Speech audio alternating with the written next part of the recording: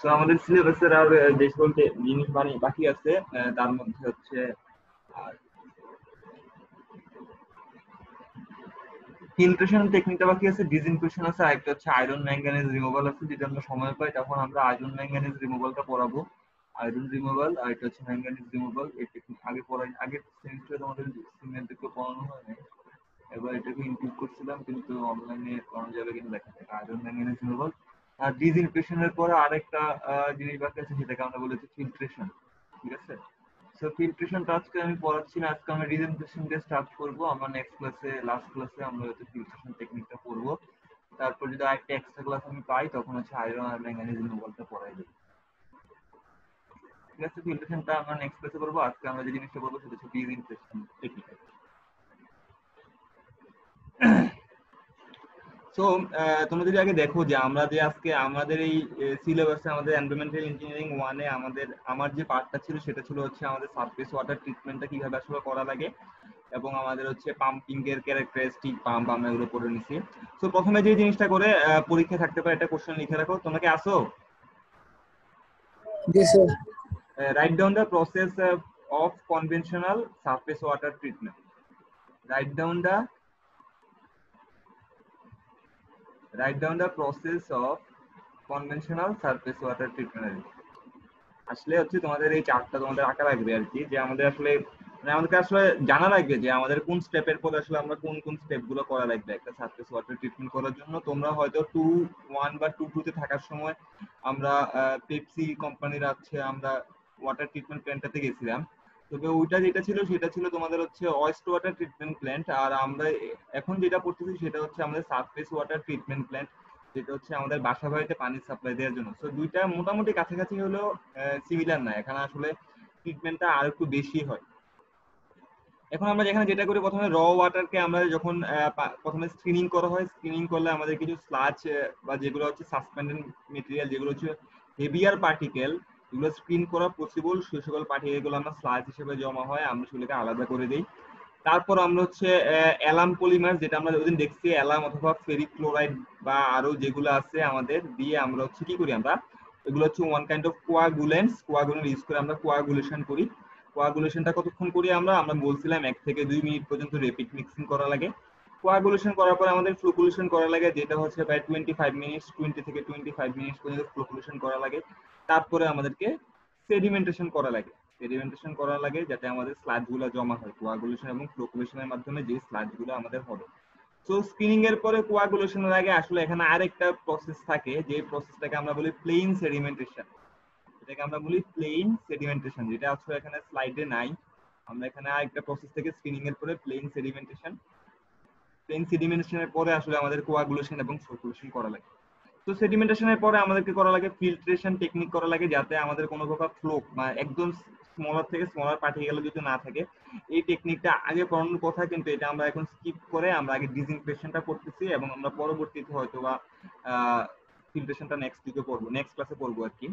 তো এখানে ডিসইনফেকশন করা লাগে, ডিসইনফেকশনের অনেক টেকনিক আছে, আমাদের ফিজিক্যাল টেকনিক আছে, তারপর হচ্ছে আমাদের তাছাড়াও আমাদের তোমাদের কেমিক্যাল টেকনিক আছে। কেমিক্যাল টেকনিকে আমরা ওজোন বা ক্লোরিন ইউজ করি, সেটা আমরা দেখবো। তারপর স্টোরেজ করি, তারপর হচ্ছে আমরা বাসা বাড়িতে বা আমাদের হাউস হোল্ডের জন্য আমরা হচ্ছে পানিটা ডিস্ট্রিবিউশন করি, নরমালি ওয়াশ আমাদের জন্য করে থাকি আর কি। কারো কোনো কোশ্চেন আছে? Hello hello. না স্যার। নাই স্যার। আচ্ছা ঠিক আছে, আমরা আশা করি তোমরা ট্রিটমেন্টের টেকনিকটা বুঝছো হয়ে গেছে, আমাদের কোন স্টেপের পরে কোন স্টেপ করা লাগে। তবে আমাদের সবচেয়ে লাস্ট স্টেপ, সবচেয়ে মাথা রাখতে হবে, সবসময় লাস্ট স্টেপ আমাদের ডিসইনফেকশন। ফিল্ট্রেশন করার পর আসলে আমাদের এখানে আরো কিছু প্রসেস থাকে, যেগুলোকে আমরা বলি ধরো হচ্ছে তোমাদের iron removal, manganese removal, iron removal, manganese removal, অথবা আরো আছে তোমাদের ওয়াটার সফটেনিং প্রসেস। তো এগুলো আরো কিছু কিছু টেকনিক থাকে আর কি। আমরা হচ্ছে মানে এই টেকনিক গুলা এই স্লাইডে লেখা নাই, তোমরা যদি পরীক্ষায় লেখার সময় এটা লিখতে পারো ওয়াটার সফটেনিং, ওয়াটার সফট করা আর কি। সফট কেন করা হচ্ছে, আমাদের যেটা হার্ড ওয়াটার থেকে আমরা সফট করে থাকি। এখানে কিছু আয়রন ম্যাঙ্গানিজ ছাড়াও আরো অনেক টাইপের রিমুভাল আছে। আচ্ছা, সো আমাদের দেখো এখানে কি বলা আছে যে সেডিমেন্টেশনের মাধ্যমে ব্যাকটেরিয়া বা আদার প্যাথোজেন 99% হচ্ছে আমাদের রিমুভাল করা পসিবল সেডিমেন্টেশনের মাধ্যমে, কিন্তু হচ্ছে ফিল্ট্রেশনের মাধ্যমে আমাদেরকে করা পসিবল 99.5%, ঠিক আছে, 99.5%। তারপরেও কিন্তু কিছু মানে 0.05% পর্যন্ত আমাদের হচ্ছে ব্যাকটেরিয়া বা প্যাথোজেন থাকে। তো ব্যাকটেরিয়া বা প্যাথোজেন থাকলে পানি ভালো না খারাপ, সেই পানিটাকে খাওয়া যাবে? যদি 0.05% প্যাথোজেনও থাকে সেটাকে খাওয়া যাবে পানিটা? না হ্যালো? স্যার। তো খাওয়া যাবে না, কারণ পরবর্তীতে সেটা আবার রিগ্রোথ করতে পারে আর কি, রিগ্রোথ করতে পারে। এই জন্য আমাদের কমপ্লিটলি রিমুভাল করার জন্য আমরা ব্যাকটেরিয়া বা প্যাথোজেন রিমুভালের জন্য আমরা যে টেকনিকটা ইউজ করি সেটাকে আমাদেরকে বলা হয় ডিসইনফেকশন, যেটা আজকে আমরা পড়বো আর কি, যে আমরা কিভাবে ব্যাকটেরিয়া বা আদার প্যাথোজেন গুলোকে আমরা নষ্ট করতে পারি। কিন্তু 100% রিমুভালও কিন্তু আমাদের পসিবল, আমাদের যে কোনো পানি থেকে 100% প্যাথোজেন রিমুভাল পসিবল। ডিসইনফেকশনের মাধ্যমে আমরা 100% রিমুভাল করতে পারি না, ডিসইনফেকশনের মাধ্যমে 100% রিমুভাল করতে পারি না। হতে পারে যে দেখো যে আমরা যখন আমরা টিভি বা যে কোনো কিছু আমরা যখন দেখি যে ইউভি প্রোটেকশন বা যে কোনো পানির জন্য লেখা থাকে কি 99.9%, তারপরে কিন্তু ওরা 100% দেয় না। 100% রিমুভাল করা পসিবল যে টেকনিকের মাধ্যমে সেটাকে আমরা বলি স্টেরিলাইজেশন। এখানে বানানটা আমি লিখতে পারতেছি না, আমরা যে টেকনিকের মাধ্যমে আমরা করে থাকি সেটা হচ্ছে আমাদের স্টেরিলাইজেশন। তাহলে কি আমরা পানিটা খাইতে পারবো 99.9% হইলেই? আসলে আমাদের এইসবের জন্য আমাদের রিকোয়ারমেন্ট আছে যে আমাদের প্যাথোজেনের লিমিট বা আমাদের অর্গানিক ম্যাটারের লিমিট হচ্ছে কুড়ি পর্যন্ত আমাদেরকে পানিতে থাকতে পারে আর কি। এখন এখানে এটাই বলা আছে যে স্টেরিলাইজেশনের মাধ্যমে হচ্ছে টোটাল ডিস্ট্রাকশন মানে ম্যাক্রো অর্গানিজমে 100% রিমুভাল করা পসিবল। সো ওয়াটার সেফটির জন্য আমাদের বাংলাদেশের যে স্ট্যান্ডার্ড আছে সেটা হচ্ছে আমাদের 100 মিলিলিটারে আমাদের কোনো প্রকার প্যাথোজেন নাম্বার অফ প্যাথোজেন আমাদেরকে পাওয়া যাবে না। আরেকটা কোশ্চেন লেখো, write down the requirements of good disinfection. খুবই খুবই important, right down the requirements of good disinfection. যে একটা ডিসইনফেকশনের জন্য আসলে ভালো রিকোয়ারমেন্ট কি কি হতে পারে, যে আমি কি কি রিকোয়ারমেন্ট দেখবো ডিসইনফেকশন প্রসেসের সময়?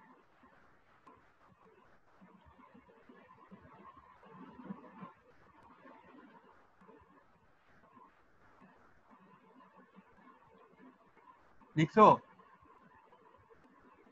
হ্যালো? জি স্যার, জি স্যার লিখছে। তো একটা ডিসইনফেকশনের জন্য রিকোয়ারমেন্ট কি হতে হবে? দেখা বলা আছে কি যে ইট শুড বি টক্সিক, এখানে কি পয়েন্ট হচ্ছে it should be toxic to microorganism but should not be toxic for human and animal. মানে হচ্ছে আমি যে ডিসইনফেকশনের জন্য কেমিক্যাল ডিসইনফেকশন যদি করি, মনে একটা ওয়াটার আছে, আমি সেখানে কিছু কেমিক্যাল মিক্স করলাম, ঠিক আছে, যে কেমিক্যালটা মিক্স করব সেই কেমিক্যালটা আমার এখানে প্যাথোজেন থাকলে বা মাইক্রো অর্গানিজমের জন্য টক্সিক হবে, প্যাথোজেনের জন্য টক্সিক হবে, কিন্তু হিউম্যানের জন্য হিউম্যানের জন্য সেটা টক্সিক হবে না। এটা হচ্ছে প্রথম রিকোয়ারমেন্ট, ঠিক আছে, ডিসইনফেকশনের প্রথম requirement. It should have fast rate of killing. এটা ফাস্ট রেট মানে হচ্ছে খুব তাড়াতাড়ি কিলিং করা লাগবে। এখন আমাদের ফাস্ট রেট অফ রিঅ্যাকশন যেটাকে বলে সেটা আমরা জানি, ধরো হচ্ছে y ইকুয়াল হচ্ছে y naught e to the power minus k t, সেটাকে আমরা বলে ফাস্ট রেট অফ রিঅ্যাকশন। তোমরা কি এই রিঅ্যাকশনটা হয়তো জানার কথা, এই রিঅ্যাকশনের গ্রাফটা কেমন হয়? যদি আমরা দেখি যে আমাদের প্রথম দিকে হচ্ছে দেখা যায় গ্রাফটা তেমন একটা উপর দিকে স্টিপ থাকে না, কিন্তু টাইম বাড়ার সাথে সাথে খুব স্টিপ হয়। মানে এটা হচ্ছে এটা, এখানে আমরা এটাকে y বলতে পারি, আর এটাকে আমরা টাইম বলতে পারি। মানে ফার্স্ট রেট অফ কিলিং মানে হচ্ছে যত টাইম যাবে সেটা রেট অফ কিলিং মানে হচ্ছে সেটার কিলিং এর রেটটা কি খুবই স্টিপ হবে, সেটাকে বলা হয় ফার্স্ট রেট অফ কিলিং। তার মধ্যে should be persistent enough to prevent the regrowth of micro organism. তার মানে হচ্ছে কি, আমি বলছি কি যে আমরা বলে দিয়ে দেখো যে কোনো অ্যাডে বা টিভিতে দেখো যে আমরা যখন অ্যাড দিয়ে বলে যে 99.9% পর্যন্ত আমাদের ব্যাকটেরিয়া এটা ধ্বংস করতে পারবে। তার মানে কি, তারপরে তো 0.01 আছে, 0.01% পর্যন্ত মাইক্রো অর্গানিজম সেটা থেকে যায়।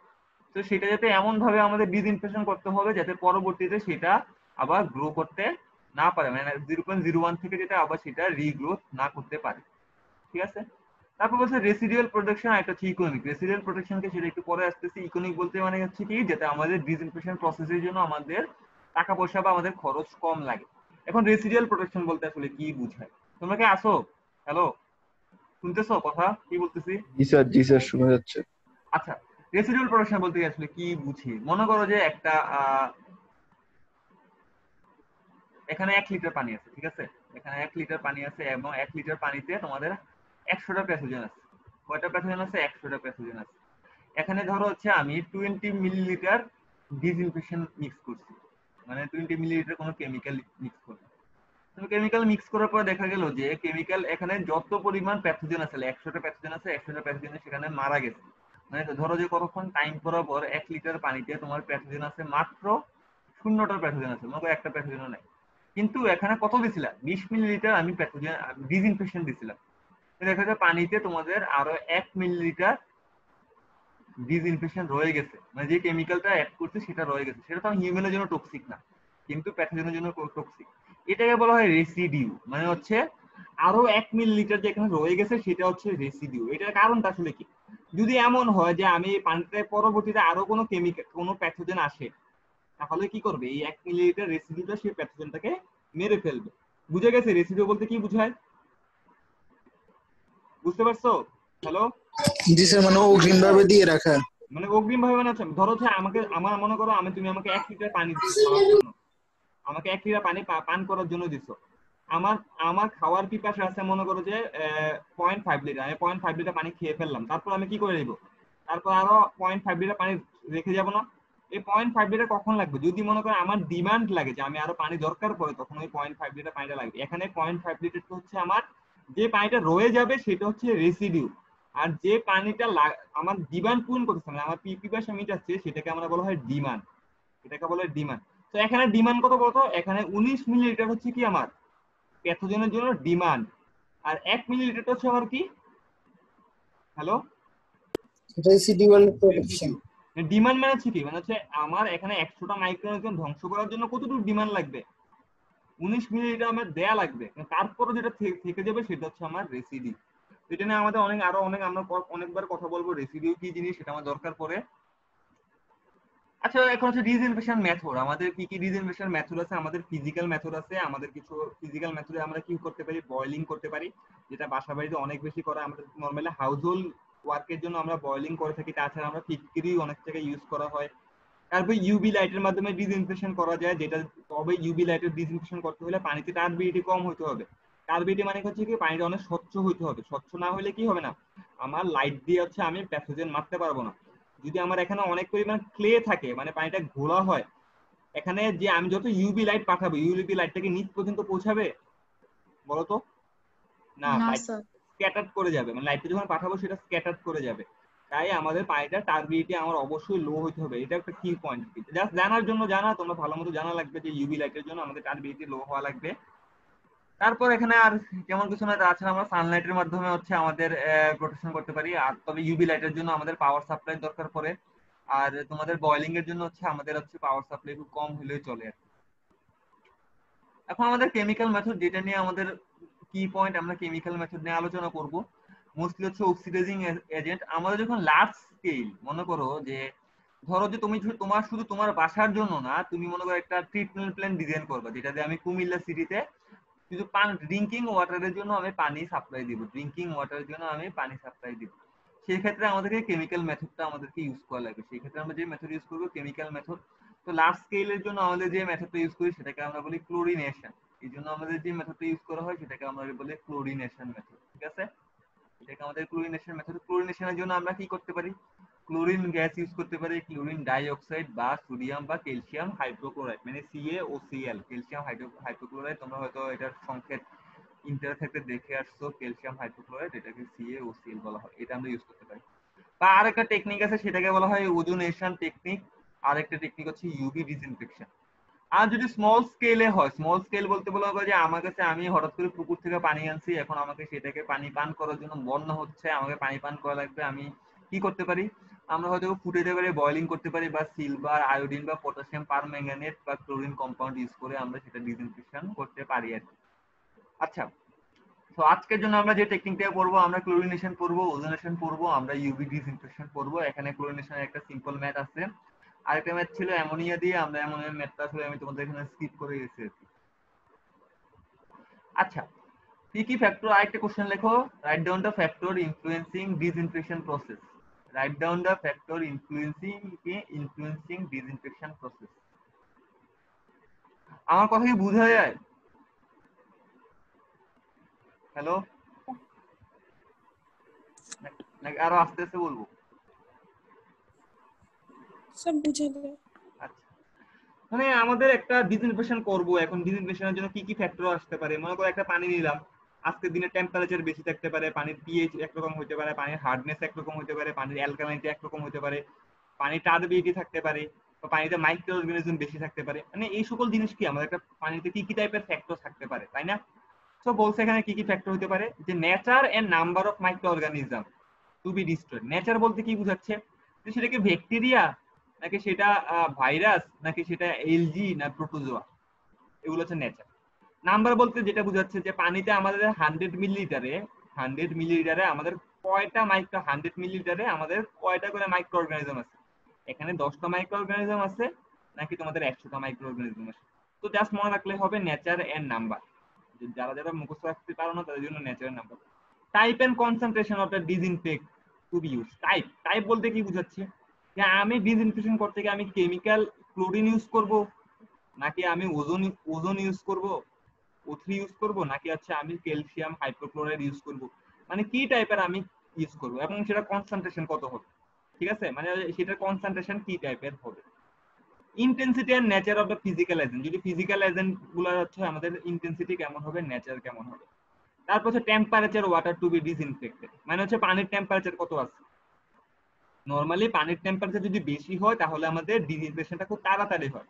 পানির টেম্পারেচার কম হলে আমাদের ডিসইনফেকশনটা ধীরে ধীরে হয়। পানির টেম্পারেচার বেশি হলে আমাদের ডিসইনফেকশন তাড়াতাড়ি হয়। তারপর হচ্ছে time of contact. Time of contact বলতে যেটা বোঝাচ্ছে, ধরো হচ্ছে আমাদের ক্লোরিনের জন্য টাইম অফ কন্টাক্ট একরকম, মানে হচ্ছে আমি ডিসইনফেকশনটা দেওয়ার পরে আমাদেরকে মিক্সিং করা লাগে। ঠিক আছে, আমি কতক্ষণ টাইম নিয়ে মিক্সিং করবো, 5 মিনিট ধরে মিক্সিং করব নাকি 1 মিনিট ধরে মিক্সিং করব। যেমন নরমালি ওজনের জন্য মিক্সিং টাইমটা হচ্ছে আমাদের কম, ক্লোরিনের জন্য আমাদের মিক্সিং টাইমটা হচ্ছে আমাদের বেশি। ঠিক আছে। তারপর হচ্ছে পানির পিএইচ বা অ্যালকালিনিটি কেমন আছে। নরমালি যদি আমাদের পানির ক্ষেত্রে আমাদের পিএইচ কম হইলে আমাদের হচ্ছে ক্লোরিন এবং ওজনের জন্য আমাদের কাজ করতে সুবিধা হয়। ওজনের জন্য না, ক্লোরিনের জন্য হচ্ছে পিএইচ কম হইলে আমাদের কাজ করতে আমাদের সুবিধা হয়। তাছাড়া আরেকটা হচ্ছে মিক্সিং। আমাদের গুড মিক্সিং হলে কি হবে, গুড মিক্সিং হলে কি হবে, আমি উপর থেকে কেমিক্যাল মিক্স করলাম, কেমিক্যালটা পুরো পানিতে একদম ভালোভাবে হচ্ছে ছড়ায় পড়বে। তাছাড়া আমার পানিটা হচ্ছে কি হইতে হবে, আমাদের টার্বিডিটিও কম কম হওয়া লাগবে। পানির টার্বিডিটি কি হওয়া লাগবে, লো হওয়া লাগবে। ঠিক আছে, জাস্ট এই সকল পয়েন্ট গুলো তোমরা লিখলে বুঝতে পারবা। তাছাড়া ভিডিও দেখলে আশা করি বুঝতে পারবা। এখানে কারো কোনো কোশ্চেন আছে? হ্যালো? না স্যার। আচ্ছা, বুঝতে পারছো আমি কি কি বলছি? জি স্যার, বুঝে গেছে। আচ্ছা, তারপর হচ্ছে আমরা আলোচনা করবো কেমিক্যাল ডিসইনফেকশন নিয়ে। আমরা ফিজিক্যাল ডিসইনফেকশন প্রসেস যেটা বয়লিং, ইউভি, এগুলো নিয়ে আমরা পরে আলোচনা করব। এখন এখানে কেমিক্যাল বলছে যে একটা গুড কেমিক্যাল ডিসইনফেক্ট, যেটা গুড কেমিক্যাল কি, আমরা ক্লোরিন ইউজ করব নাকি আমরা ওজোন ইউজ করব, সেটা আসলে কি কি ক্যারেক্টারিস্টিকের উপর এফেক্ট করে। সেটা অনেক, এটা সবচেয়ে বেশি অনেকটা ইম্পর্টেন্ট কোশ্চেন, আগের বারও আসছিল তোমাদের। Right down the characteristic for a good chemical disinfect. Write down the characteristic for a good chemical disinfect. লিখা হইলে আমাকে বইলো।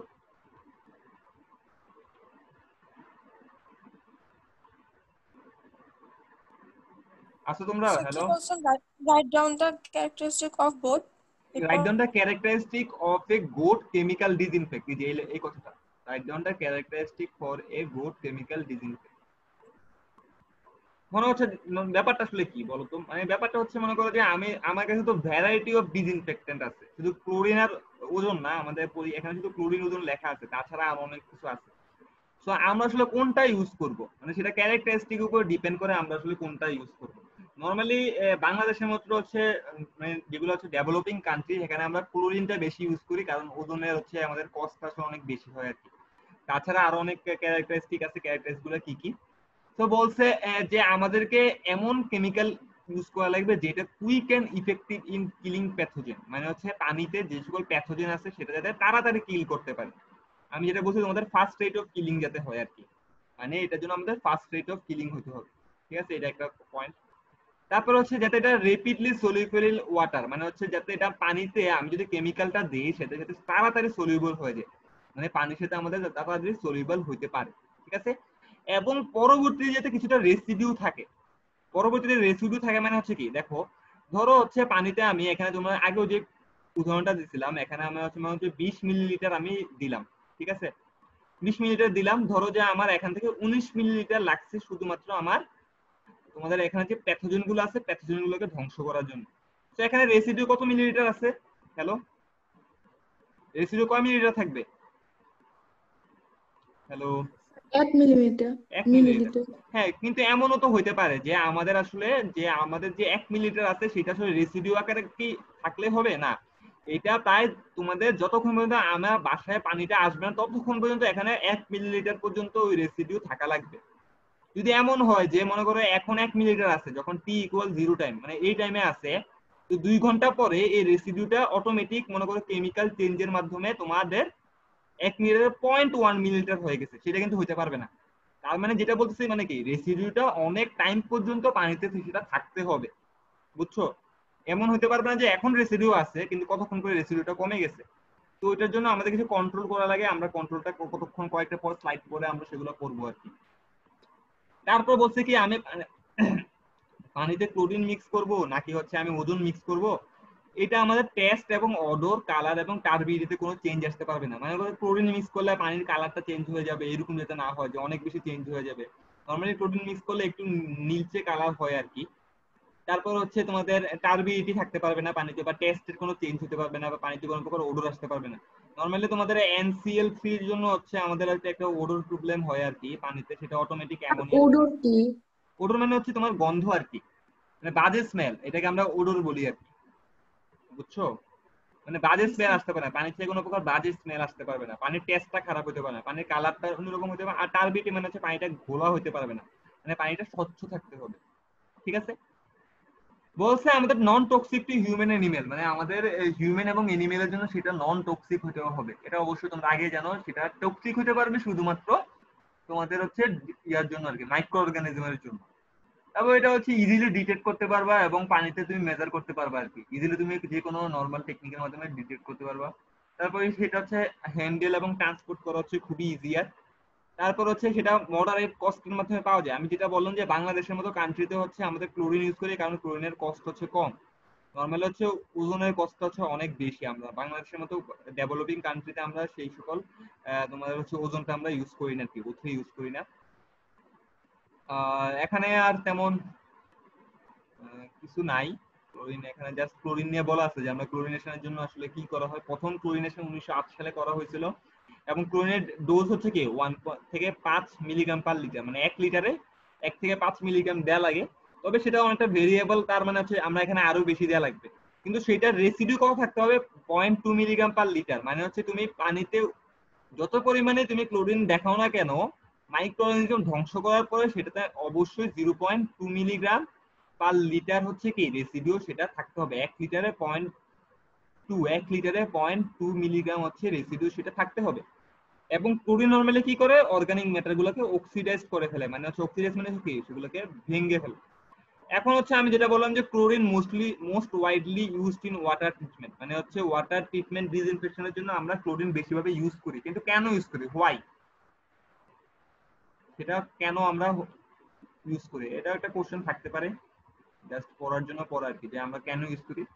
তো বলছে কি যে যেটা হচ্ছে it is effective against a wide range of pathogen, মানে হচ্ছে আমাদের ওয়াইড রেঞ্জ অফ প্যাথোজেনের জন্য সেটা, যেমন হচ্ছে ব্যাকটেরিয়া ধ্বংস করতে পারে, ভাইরাস ধ্বংস করতে পারে, প্রোটোজোয়া, হেলমিনথেস বা আনাদার যে সকল প্যাথোজেন আছে সবগুলোকে সে ধ্বংস করতে পারবে। তারপর বলছে কি যে ক্লোরিন ইউজ করলে কিছুটা রেসিডিউ থাকে, ক্লোরিন ইউজ করে দেখা যায় কি একটু হলেও ক্লোরিন পানিতে সেটা রয়ে যায়। কিন্তু যখন আমরা ওজোন ইউজ করি, ওজোন যদি মনে করো আমি 200 ইউজ করি, মানে 200 মিলিগ্রাম ওজন ইউজ করি, দেখা যাবে কি যে প্যাথোজেন ধ্বংস করার পরেও এখানে কোনো প্রকার রেসিডিউ, কোনো প্রকার ওজন পাবা না তুমি পানিতে, আর কোনো প্রকার ওজন পাবা না, কারণ সেটা অনেকটা আনস্টেবল। ওজন অনেক আনস্টেবল না, জানো?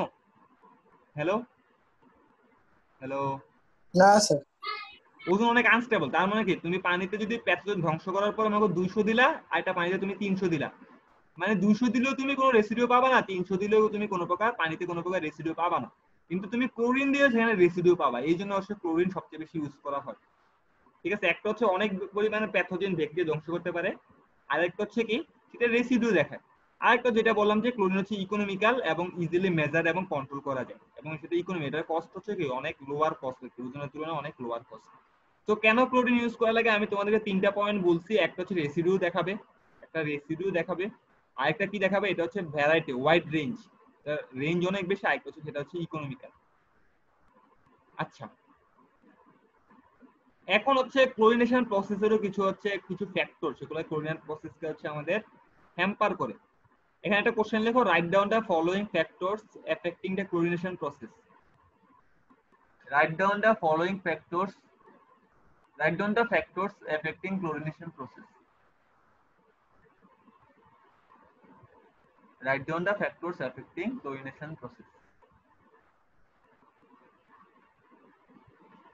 তোমাদের কি থিওরি অনেক বেশি হয়ে গেছে? জি স্যার। জি sir. Write down the factors of chlorination process. Sir আমাদের টোটাল কোর্স কন্টেন্টই প্রচুর হয়ে গেছে স্যার। তোমাদের সিলেবাস কিন্তু এটা অনেক হিউজ পরিমাণ সিলেবাস। আমি তোমাদের বলছি যে 2টা কোর্সের মার্চ করে একটা কোর্স বানানো এখানে আর কি। এখানে সিলেবাস অনেক বেশি আর কি। তো আসলে তোমাদের আয়রন ম্যাঙ্গানিজ রিমুভালও পড়াতে আমার ইচ্ছা আছে। এখন দেখি আমি যদি তোমাদের ট্রান্সপোর্টের কোর্সটা মোটামুটি নিতে পারি, তারপরে একটা ক্লাসে আমি আয়রন বা ম্যাঙ্গানিজ রিমুভালটা পড়াবো। এটা খুবই ইম্পর্টেন্ট একটা জিনিস, আয়রন ম্যাঙ্গানিজ রিমুভাল। স্যার আপনি তো আরসিসি ক্লাসের সময় বলছিলেন 3 ক্লাসে নাকি আমাদের এই সিলেবাস শেষ হয়ে যাবে। এখন একটা স্যার 3 মাসও শেষ হওয়ার কথা না এটা স্যার। কোনটা? এই স্যার এই কোর্সটা স্যার আমাদের এনভায়রনমেন্ট কোর্সটা। এনভায়রনমেন্ট কোর্স তো একটু বড় হবে, এনভায়রনমেন্টের থিওরি বেশি না, স্কিপ করে গেলে তো তোমাদের লস।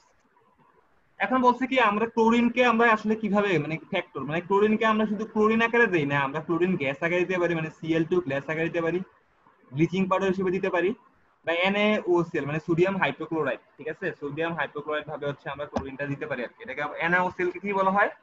Sodium hypochloride. এবার pH of the water, normal হচ্ছে পানির যদি পিএইচ কম থাকে আমাদের ক্লোরিনেশন, মানে পিএইচ লো থাকলে পানির ক্লোরিনেশনের জন্য ভালো হয় আমাদের, পিএইচ বেশি থাকলে হচ্ছে ক্লোরিনেশনের জন্য একটা ভালো হয় না আর কি। কনসেন্ট্রেশন অফ ক্লোরিন মানে কোন ক্লোরিনের কনসেন্ট্রেশন আসলে কতটা আছে সেটার উপর ডিপেন্ড করে। নরমালি হচ্ছে তোমাদের ক্লোরিন কনসেন্ট্রেশন, দাঁড়াও একটা সেকেন্ড, নরমালি হচ্ছে তোমাদের 70 থেকে 75%।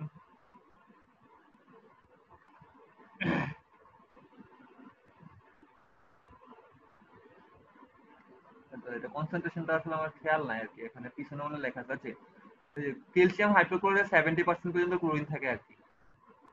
বুঝে গেলাম। ক্যালসিয়াম হাইপোক্লোরাইড 75% আর এখানে থাকে মাত্র 15% পর্যন্ত আর কি। 15% পর্যন্ত তোমাদের অ্যাভেলেবেল ক্লোরিন থাকে আর কি, মানে এর মধ্যে ক্লোরিন থাকে মাত্র 15%। আর ক্যালসিয়াম হাইপোক্লোরাইড হলে সেখানে ক্লোরিন থেকে 75% পর্যন্ত, মানে Cl2 আর কি। কন্টাক্ট টাইম আছে যে কতক্ষণ পর্যন্ত ক্লোরিনটা পানিতে থাকা লাগবে, টাইপ অফ অর্গানিজম মানে অর্গানিজম পানিতে কি টাইপের অর্গানিজম আছে, পানিতে কোনো বা সাসপেন্ডেড সলিড থাকে নাকি, সাসপেন্ডেড সলিড থাকলে আমাদের ডিসইনফেকশন প্রসেসটা লো হয়ে যায় আর কি, মানে ভালো হয় না।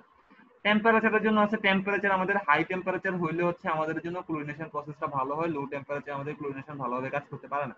নরমালি 20 থেকে 25 ডিগ্রি সেন্টিগ্রেড, 25 ডিগ্রি সেলসিয়াস হচ্ছে আমাদের ক্লোরিনেশনের জন্য একটা ইফেক্টিভ জিনিস আর কি, মানে ভালো হয় আর কি। 20 থেকে 25%, 25 ডিগ্রি সেন্টিগ্রেড আর কি, মানে মিনিমাম থাকা লাগবে। এখন হচ্ছে আমাদের ক্লোরিন গ্যাস, এটা খুবই খুবই ইম্পর্টেন্ট এই সাইডটা। তোমাদের ক্লোরিন গ্যাস আসলে কিভাবে, এখানে দুইটা জিনিস আমাদের পড়া লাগবে। তোমাদেরকে আমি যদি বলি ভালো মতো দেখো, একটা হচ্ছে ফ্রি অ্যাভেলেবেল ক্লোরিন, একটা কি বলছি আমি, ফ্রি অ্যাভেলেবেল ক্লোরিন, আর একটা হচ্ছে তোমাদের কম্বাইন্ড অ্যাভেলেবেল ক্লোরিন। ঠিক আছে, একটা ফ্রি অ্যাভেলেবেল ক্লোরিন আর একটা হচ্ছে কম্বাইন্ড অ্যাভেলেবেল ক্লোরিন। যে কাগজে খাতা থাকলে এটা লিখে রাখতে পারো, একটা হচ্ছে কম্বাইন্ড অ্যাভেলেবেল ক্লোরিন। সো মনে করো যে তোমাদের মনে করো যে আমাদের 1 লিটার পানি আছে, সেটাকে আমাকে ডিসইনফেক্ট করা লাগবে। এখানে 1 লিটার পানি আছে, সেখানে আমি জাস্ট কি মিক্স করলাম, এখানে আমি ক্লোরিন গ্যাস দিলাম, পানিতে আমি ক্লোরিন গ্যাস মিক্স করার চেষ্টা করব। তো আসলে কি করবে দেখো, ক্লোরিন গ্যাসটা পানির সাথে যখন বিক্রিয়া করবে, ক্লোরিন গ্যাসটা যখন পানির সাথে তোমাদের বিক্রিয়া করবে তখন কি করবে, সেটা হাইপোক্লোরাস অ্যাসিড ক্রিয়েট করবে, সেটাকে বলা হয় HCl। সেটা হাইপোক্লোরাস অ্যাসিড এবং হাইড্রোক্লোরিক অ্যাসিড ক্রিয়েট করবে। হাইপোক্লোরাস অ্যাসিড আর একটা হচ্ছে হাইড্রোক্লোরিক অ্যাসিড। পরবর্তীতে এই হাইপোক্লোরাস অ্যাসিডটা ভেঙে তোমাদের হাইড্রোজেন আয়ন এবং হাইপোক্লোরাইড আয়নটা ক্রিয়েট করে। হাইড্রোজেন আয়ন আরেকটা কি ক্রিয়েট করে, তোমাদের হাইপোক্লোরাইড আয়ন। এই দুইটা জিনিস আমাদের হচ্ছে ক্রিয়েট করে ফেলে। এখন আমি তোমাদেরকে একটু আগে বলছি যে আমাদের দুইটা জিনিস দেখা লাগবে, একটা হচ্ছে কি জিনিস, একটা হচ্ছে আমাদের হচ্ছে কি ফ্রি অ্যাভেলেবেল করে। তবে কথাটা শুনতে পারতেছো? হ্যালো স্যার শোনা যায়। দেখো, তার মধ্যে যে HOCl এবং OCl এই দুইটাকে আমাদের এই দুইটা জিনিসকে একসাথে আমাদেরকে বলা হয় ফ্রি অ্যাভেলেবল ক্লোরিন। এটাকে আমাদের কি বলা হয়? এই জিনিসটাকে আমাদেরকে বলা হয় ফ্রি অ্যাভেলেবল ক্লোরিন। যে এখানে লেখা আছে এই দুইটাকে আমাদের বলা হয় ফ্রি অ্যাভেলেবল ক্লোরিন। পানিতে কি পরিমাণে ক্লোরিন অ্যাভেলেবল আছে আর কি, মানে ডিসইনফেকশনের জন্য আছে। এখন এই যে চারটা আছে এই চারটাতে দেখো এই চারটাতে কি আছে। এখানে লেখা আছে যে আমরা হাইপোক্লোরাইড অ্যাসিডের হচ্ছে পার্সেন্টেজ। এটা হচ্ছে হাইপোক্লোরাইড, এটা খুব ভালো মতো দেখো হাইপোক্লোরাইড অ্যাসিড এবং এটা পিএইচ। এখানে আছে আমাদের পিএইচ এর মান দেয়া আছে 4 থেকে। এখন দেখো যখন আমাদের পিএইচ 4 হবে তখন পানিতে 100% কি থাকবে বলো তো? 100% কি থাকবে? Hello hello hypochlorous acid. Hypochlorous hypochlorous acid. আর এই দুইটা জিনিসের মধ্যে হাইপোক্লোরাস অ্যাসিডটা হচ্ছে তোমাদের স্ট্রং ডিসইনফেক্ট, মানে এসডি মানে হচ্ছে স্ট্রংলি ডিসইনফেক্ট, মানে তাড়াতাড়ি করে, মানে সেটা পাওয়ারটা বেশি। এবং হাইপোক্লোরাইড হচ্ছে তোমাদের উইক ডিসইনফেক্ট, ঠিক আছে, সেটার পাওয়ারটা হচ্ছে কম। তো দেখো পিএইচ কম থাকলে আমাদের পানিতে বেশিরভাগ কি থাকবে বলতো? হাইপোক্লোরাস অ্যাসিডটা বেশি থাকবে। কিন্তু যখন পিএইচটা বাড়তে থাকে, মনে করো 7 থেকে উপরে চলে যায়, তখন কি হয়? হাইপোক্লোরাস অ্যাসিডটা আনস্টেবল হয়ে যায়। মানে হাইপোক্লোরাস অ্যাসিডটা কি হয়? তোমাদের ভেঙে হাইপোক্লোরাইড আয়নে রূপান্তরিত হতে থাকে। যখন পিএইচটা 10 হয়ে যাবে, পিএইচটা যখন 10 হয়ে যাবে তখন দেখা যায় কি 100% না, মনে করো 95% পর্যন্ত কি থাকবে পানিতে? হাইপোক্লোরাস আয়ন থাকবে। শুধুমাত্র 5% কি থাকবে? হাইপোক্লোরাস অ্যাসিড থাকবে। তাহলে বলো এখন যদি পানির যদি আমার পিএইচ যদি আমার মনে করো 7 হয়, তাহলে আমার কতটুকু পরিমাণ পানিতে থাকবে আমার হাইপোক্লোরাস অ্যাসিড থাকবে কয় পার্সেন্ট? এখানে দেখো তো 78 এই যে 78% থাকবে। কিন্তু আমার ওসিএল থাকবে কত? ওসিএল থাকবে মাত্র কত পার্সেন্ট?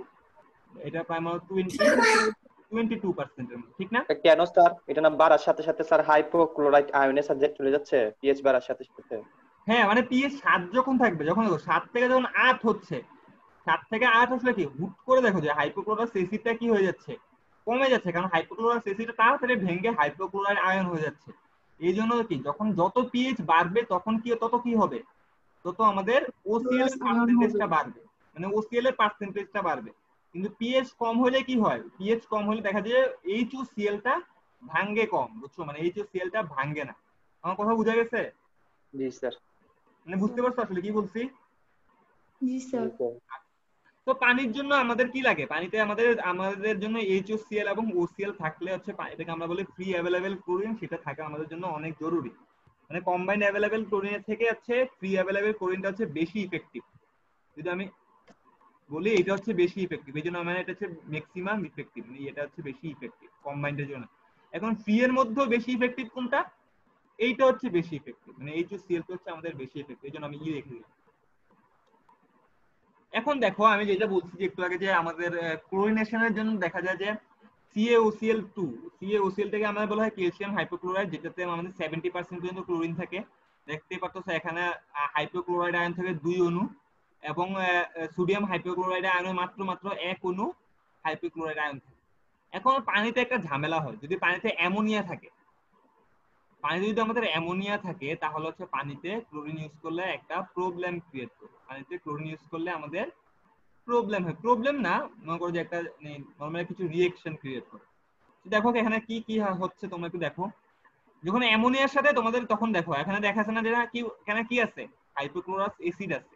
যদি পানিতে যদি হুট করে অ্যামোনিয়া থাকে তাহলে এই হাইপোক্লোরাস অ্যাসিডটা এই অ্যামোনিয়ার সাথে বিক্রিয়া করে তোমাদের যে পানি ক্রিয়েট করে, ওয়াটার ক্রিয়েট করে, আর এই যে জিনিসটা ক্রিয়েট করে সেটাকে আমরা বলি মনোক্লোরামাইন। এটাকে আমরা কি বলি?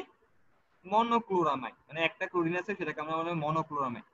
পরবর্তীতে এই মনোক্লোরামাইনটা আবার HOCl এর সাথে ক্রিয়েট করে যেটা কি করে, সেটাকে কি করে ডাইক্লোরামাইন ক্রিয়েট করে, ঠিক আছে? এটাকে আমরা বলি আবার ডাইক্লোরামাইন। এই ডাইক্লোরামাইনটা পরবর্তীতে আবার বিক্রিয়া করবে যেটুকু HOCl আছে সেটার সাথে যে জিনিসটা করবে সেটা বলা হয়, যেটা ক্রিয়েট করে সেটাকে বলা হয় নাইট্রোজেন ট্রাইক্লোরাইড বলা হয়, নাইট্রোজেন ট্রাইক্লোরাইড। এখানে তোমাদের যে এই তিনটা কম্পাউন্ড আছে এই তিনটা কম্পাউন্ডকে আমরা একসাথে বলা হয় যে আমাদের কম্বাইন্ড অ্যাভেলেবল ক্লোরিন বলা হয়। এই তিনটা কম্পাউন্ডকে আমরা বলি কম্বাইন্ড অ্যাভেলেবল ক্লোরিন, ঠিক আছে? তার মধ্যে এই যে 2 নাম্বারটা আছে, এই 2 নাম্বারটা একমাত্র হচ্ছে আমাদের গুড ডিসইনফেক্ট, এটা আমাদের একটা ভালো একটা গুড ডিসইনফেক্ট, কিন্তু but nasty to taste in water, মানে ওয়াটারের টেস্টটা আমাদের খারাপ করে দেয়। এবং NCl3 যেটা আছে সেটা আমাদের অফেন্সিভ, মানে হিউম্যান হেলথ হ্যাজার্ড হয়, আমরা সেটা চাই না। ঠিক আছে, তো পানিতে আমাদের যে ক্লোরিন থাকে, ক্লোরিন দুইটা ফর্মে থাকতে পারে, হয় আমাদের ফ্রিলি থাকতে পারে যেটা বলছি HCl OCl, অথবা আমাদের কম্বাইন্ড, এই তিনটা আগে। যদি পানিতে অ্যামোনিয়া থাকে তাহলে এভাবে থাকতে পারে। এখন বলো, আমার যদি 1 লিটার পানি থাকে, 1 লিটার পানিতে অ্যামোনিয়া থাকলে ভালো, অ্যামোনিয়া আমাকে একটা এখানে একটা পানি রাখলাম, এখানে পানি আছে, এখানে অ্যামোনিয়া আছে, প্রথম বিকারটাতে অ্যামোনিয়া নাই। ডিসইনফেকশনের জন্য কোন বিকারটাতে ভালো ডিসইনফেকশন হবে? 1 নাম্বারটাতে হবে নাকি 2 নাম্বারটাতে হবে? 1 নাম্বার। এক নাম্বার।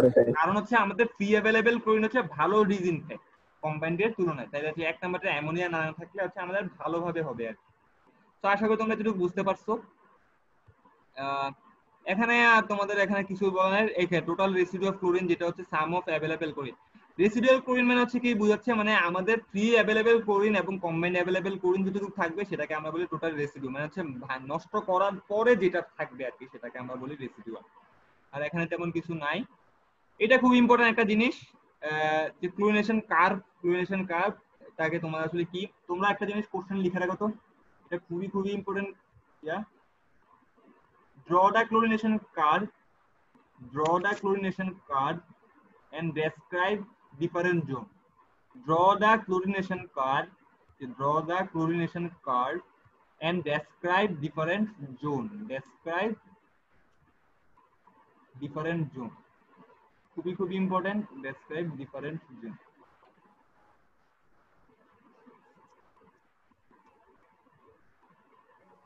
এখানে ভুল লেখা আছে, এটা হবে ডোজ। লিখছো? জি স্যার। খুবই খুবই ইম্পর্টেন্ট একটা কোশ্চেন, আগের বার আসছিল। এখন দেখো বলছে যে আমি জিনিসটা কোরিলেশন কার্ভ আসলে জিনিসটা কি। তোমরা যদি একটা জিনিস বলি যে একটা 1 লিটার পানি বলো, এখানে যদি আমি ক্লোরিন দেই তাহলে বলো তো কি হবে? ক্লোরিন যত ডোজ দিব, মানে এখানে এই বরাবর আছে ডোজ, এই বরাবর হচ্ছে ক্লোরিন রেসিডিউ আছে। তার মানে হচ্ছে কি বলতো, টাইম যাওয়ার সাথে সাথে রেসিডিউ কি হবে? একবার কমবে একবার বাড়বে না। এখানে প্যাথোজেন আছে 100টা, এখানে আমি যত ডোজ দিব, একটু পরে মনে করো এখানে প্যাথোজেন আছে 90টা, এখানে আবার ডোজ দিলাম, মানে এখানে আরো ডোজ দিলাম, তখন কি হবে? আস্তে আস্তে করে রেসিডিউ বাড়তে থাকবে না? যত প্যাথোজেন কমবে তত কি হবে? আমার রেসিডিউ বাড়বে না? আমার কথা বুঝতে পারতেছো? জি স্যার। মনে করো এখানে তুমি প্রথমে 10 মিলিগ্রাম দিলা, 100 মিলিগ্রাম থেকে মনে করো এখানে আর 1 বাকি আছে, মানে 1 মিলিগ্রাম রেসিডিউ আছে, এখানে আবার নতুন করে আবার 10 দিছো, এখানে প্যাথোজেন আছে এখন 80টা, তাহলে রেসিডিউ হয়ে গেছে কত? এখানে 2টা আছে, দুইটা মানে 10 থেকে মনে করো আরো 1 মিলিলিটার রেসিডিউ আছে, এখানে নতুন করে আবার 10 দিছো, মানে বুঝতেছো? মানে যত প্যাথোজেন কমবে তত আমার কি হবে? রেসিডিউটা বাড়তে থাকবে। তো এখানে রেসিডিউ আমি একটু আগে দেখাইলাম, রেসিডিউ মানে হচ্ছে কি ফ্রি অ্যাভেলেবল ক্লোরিন আর কম্বাইন্ড অ্যাভেলেবল ক্লোরিন। এখানে একটা লাইন আছে দেখো, এই লাইনটাকে আমরা বলা হয় জিরো ডিমান্ড লাইন। এই লাইনটা আসলে 45 ডিগ্রি অ্যাঙ্গেলে আমাদের যে লাইনটা আঁকা হয় সেটাকে আমাদের জিরো ডিমান্ড লাইন বলা হয়। এখন জিরো ডিমান্ড লাইনে এই জিনিসটা আসলে কি বোঝায়? দেখো একটা লাইন আছে, মনে করো এটা 45 ডিগ্রিতে আছে, তার মানে হচ্ছে কি এটা একটা লিনিয়ার লাইন না? তার মানে হচ্ছে কি তুমি এখানে যত ডোজ দিচ্ছ, এখানে আমার লিনিয়ারলি কি হচ্ছে? আমার রেসিডিউটা বাড়তেছে। জিনিসটা কি বুঝতে পারছো? এই লাইনটা 45 ডিগ্রি লাইন মধ্যে আসলে কি বোঝাচ্ছে? হ্যালো হ্যালো, জি না, আরেকবার বলেন। আরেকবার না বলছি। স্যার, এটা বুঝিনি।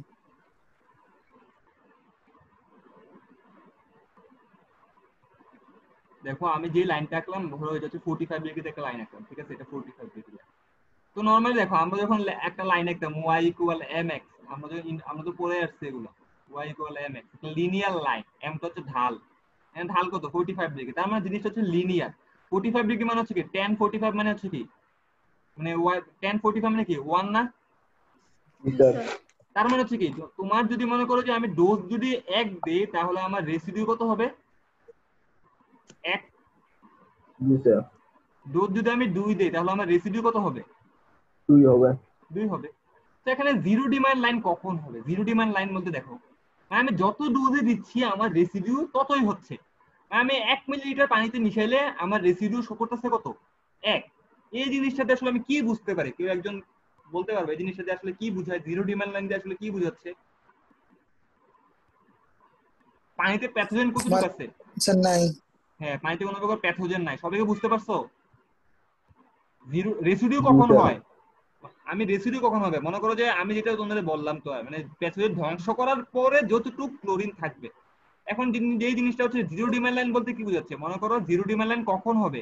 যদি এখানে কোনো প্রকার জিরো প্যাথোজেন থাকে, মানে জিরো প্যাথোজেন, জিরো পি লেখা মানে ওপি মানে হচ্ছে জিরো পি মানে হচ্ছে কোনো প্রকার প্যাথোজেন না থাকে, তার মানে তুমি যত ডোজই দিবা ওইটাই আমার রেসিডিউ, ওইটাই আমার রেসিডিউ, এটাকে বলা হয় জিরো ডিমান্ড লাইন। এটা বুঝতে পারছো জিরো ডিমান্ড লাইন কখন হয়? হ্যালো? জি স্যার বুঝছি। আচ্ছা, বুঝতে জি পারছো। স্যার। এখানে যে লাইনটা আছে, লাইনটা আসলে আমি একটা বই থেকে এখানে স্ক্রিনশট তুলে বসাইছি, তো তাই আছে এই জিনিসটা ঠিক না। নরমালি হচ্ছে এই কার্ভটা এখানে থাকবে না, এই কার্ভটা এখানে আসবে। তোমরা যখন আঁকবা এই জিনিসটা আঁকবা না, কার্ভটা এখান থেকে শুরু হবে, বুঝছো? তারপর এভাবে যে এভাবে যাবে। এখন এটা হচ্ছে জিরো ডিমান্ড লাইন কখন হবে? যখন প্যাথোজেন থাকবে না। এখন আমি আরেকটা বিকার নিলাম, এখানে প্যাথোজেন আছে, মানে এখানে পি আছে, মানে প্যাথোজেন আছে, ঠিক আছে? এখানে প্যাথোজেন আমার প্রেজেন্ট করা আছে অলরেডি। এখন এখানে আমি হচ্ছে তোমাদের ডোজ দিব। এখন ডোজ দিলে কি হবে বলো? এখন আমি যদি এখানে ডোজ দিই, এখানে প্যাথোজেন মনে করো এখানে 10 মিলিলিটার হচ্ছে আমি এখানে ক্লোরিন মিক্স করলাম, এখানে যদি হিউজ পরিমাণে প্যাথোজেন আছে, সবাই একটু মনোযোগ দিয়ে শুনো, এখানে হিউজ পরিমাণে প্যাথোজেন আছে। 10 মিনিট পরে যখন এখানে আমি ক্লোরিন টেস্ট করবো যে এখানে কোনো ক্লোরিন আছে কিনা, এখানে আমি ক্লোরিন পাবো? না স্যার। কারণ না কি, পুরো স্যার, ক্লোরিনটাকে কে খেয়ে ফেলছে? প্যাথোজেন। প্যাথোজেন খেয়ে ফেলছে। দেখো এই জন্য যখন এখানে যত আমি ডোজ দিচ্ছি, মনে করো এখানে 1 আছে, মানে যদি আমি 1 মিলিটার ডোজ দেই, এখানে কোনো রেসিডিউ শো করতেছে? কিন্তু কার্ভটা এখান থেকে শুরু হয়েছে, মানে এতটুকু পয়েন্টে কোনো রেসিডিউ শো করতেছে? না স্যার। মানে যত তুমি 0 থেকে 1 পর্যন্ত যতই দিচ্ছ, রেসিডিউ কত দেখাচ্ছে? আমার 0 দেখাচ্ছে। Sir zero. 0, এটাকে বলো, এই জিনিসটা হচ্ছে আমার জোন 1, এটা হচ্ছে আমার জোন 1, ঠিক আছে? এটা আমার হচ্ছে জোন 1। এখন মনে করো আমি তো জানি না যে আমার আসলে রেসিডিউ মানে কতটুকু আছে, তো আমি কি করলাম যে পরবর্তীতে এখানে আমার কোনো রেসিডিউ আমি পাইনি, এটা 1 নাম্বার পর্যন্ত এখানে আমার রেসিডিউ কোনো পাইনি। এখন বিকারে আমি আবার পানিতে আমি আবার ডোজ দিলাম, এখানে আমি আরো ডোজ দিচ্ছি, আরো ক্লোরিনের ডোজ দিলাম। এখন যখন আমি ক্লোরিনের ডোজ দিচ্ছি, এখন আমার ক্লোরিন ডোজ দিলে এখানে আসলে কি হবে বল? এখন যখন আমি এখানে আরো ক্লোরিনের ডোজ দিব, এখানে দেখো এই এই যে এখান থেকে এই পয়েন্ট পর্যন্ত, এখান থেকে এই পয়েন্ট মানে এক থেকে এই সি ল্যাম্প পর্যন্ত, এটা হচ্ছে আমার জোন 2, এটা আমার জোন 2, ঠিক আছে? জোন 2 তে কি দেব? এখন যখন আরো ক্লোরিন দেব, এখানে কোনো প্যাথোজেন আছে আর পানিতে বলো তো? এখানে আর কোনো প্যাথোজেন আছে পানিতে? হ্যালো? হ্যালো? না স্যার, এখানে তো ডোজ রেসিডুয়াল জমতেছে, তাহলে তো ভালো হ্যাঁ, কথা না। এখানে প্যাথোজেন নাই। এই জন্য কি দেখতেছো, এখানে রেসিডিউটা আস্তে আস্তে করে আমার ইনক্রিজ হচ্ছে। এখানে রেসিডিউটা কি কারণে ইনক্রিজ হবে বলো তো? রেসিডিউ ইনক্রিজ হবে HOCl এর জন্য। HOCl হতে পারে, তারপর OCl থাকতে পারে এখানে, বা কি থাকতে পারে? ক্লোরোমাইন, ঠিক আছে? ক্লোরোমাইন কোনগুলা? এই যে তিনটা জিনিসকে আমরা কি বলি? ক্লোরামাইন বলি না? এই যে ক্লোরামাইন, ডাইক্লোরামাইন, নাইট্রোজেন ট্রাইক্লোরাইড, ঠিক আছে? এই তিনটা জিনিস থাকতে পারে, ঠিক আছে? এখানে বাকি ক্লোরিনের অ্যামোনিয়ার সাথে বিক্রিয়া করলে যে তিনটা জিনিস আসে, এগুলোর জন্য আস্তে আস্তে কি করতেছে, আমার রেসিডিউ আকারে বাড়তেছে। এটুকু বুঝতে পারছো? হ্যালো, আমার কথা বুঝে গেছে? কারো কোশ্চেন থাকলে এখন বলে নাও। হ্যালো? জি স্যার বুঝছি। আচ্ছা, তারপর সি থেকে ডি, দেখো এখানে হঠাৎ করে রেসিডিউ আবার কমে গেছে। এখানে কি করতেছে, আবার রেসিডিউ হঠাৎ করে আমার কমে গেছে। এখন হচ্ছে রেসিডিউটা হুট করে কমে গেল কেন? এটাই তো কথা, যে আমার রেসিডিউটা এখানে বাড়া মানে একবার বাড়তেছে, বেড়ে আবার হঠাৎ করে কমে গেছে কেন? এখানে তো কোনো তো যেগুলো রিগ্রোথ। না, এখানে তো কোনো প্রকার প্যাথোজেন নাই, তারপর হঠাৎ করে রেসিডিউটা কমে গেছে কেন? যেটা হয় তোমাদের, যে এখানে যে ক্লোরামাইন গুলো আছে, এই যে তিনটা প্রোডাক্ট আছে, এই তিনটা প্রোডাক্ট গুলা যেগুলো, এগুলো কোনো একটা আনস্টেবল টাইপের প্রোডাক্ট, বুঝছো? তো এই ক্লোরামাইন গুলা যেটা হয় তোমাদের, পরবর্তীতে আবার অক্সিডেশন করে নরমালি যে জিনিসটা করে, তোমার জাস্ট মাত্র ক্লোরিন আকারে থাকে। মাত্র কি আকারে থাকে? মানে তোমাদের, আমি তোমাদের যদি দেখাই যে এখানে NH2Cl যে জিনিসটা আছে, সেটা ভেঙে অনলি ক্লোরিন গ্যাস আকারে থাকে। অনলি কি আকারে থাকে? হ্যালো, কি আকারে থাকে? Chlorine gas. Chlorine gas. এখন দেখো আমি একটু আগে কি বলছি, রেসিডুয়াল ক্লোরিন কি আকারে থাকে? ফ্রি অ্যাভেলেবেল ক্লোরিন থাকবে বা কম্বাইন্ড আকারে থাকবে, কোনোটা কি ক্লোরিন গ্যাস আকারে থাকবে? ক্লোরিন গ্যাসকে কি আমি রেসিডুয়াল বলবো? না স্যার। কারণ সাম অফ ফ্রি অ্যাভেলেবেল কোনগুলা? HOCl অথবা হচ্ছে OCl, ঠিক আছে? আর কম্বাইন্ড গুলা কোনগুলা? এই যে অ্যামোনিয়ার সাথে যেগুলো থাকে। তো পরবর্তী যখন হঠাৎ করে কি যে জিনিসটা হয়, তোমাদের এই তিনটা প্রোডাক্ট পরবর্তীতে ডিস্টেবিলাইজড হয়ে তোমাদের যখন ক্লোরিন গ্যাস আকারে আবার নতুন করে যখন আবার ক্লোরিন গ্যাস আকারে ফর্ম করে, তখন দেখা যায় কি আমাদের রেসিডুয়াল ক্লোরিনটা হুট করে আবার এখানে ড্রপ করে দেয়। রেসিডুয়াল গ্যাসটা কি করা যায়? হুট করে এখানে ড্রপ করে যায়। পরবর্তী তুমি যদি আবার ক্লোরিন মিক্স করতে থাকো, যদি আবার নেক্সট যদি আমি আবার ক্লোরিন মিক্স করি, তখন দেখা যাবে কি এখন যদি আবার ক্লোরিন মিক্স করো, তবে আমার কথা শুনতেছো? হ্যালো হ্যালো, স্যার দেখো জি স্যার, শোনা যাচ্ছে। এখানে এখানে আমি এই পানিতে কি ছিল, এই পানিতে কোনো প্যাথোজেন ছিল না, কিন্তু এখানে অ্যামোনিয়া ছিল, ঠিক আছে? এখানে অ্যামোনিয়া ছিল, এই অ্যামোনিয়া গুলো কি করছে? ক্লোরামাইন ক্রিয়েট করছে। কিন্তু যদি আমি এখন এই পানিটা, এই যে এখানে এই পানিতে কোনো প্রকার অ্যামোনিয়া আছে বা কোনো প্রকার প্যাথোজেন আছে কিনা আগে বলো। এখানে প্যাথোজেন আছে? না, না স্যার। অ্যামোনিয়া আছে নাকি? না সেটা তো জানি না।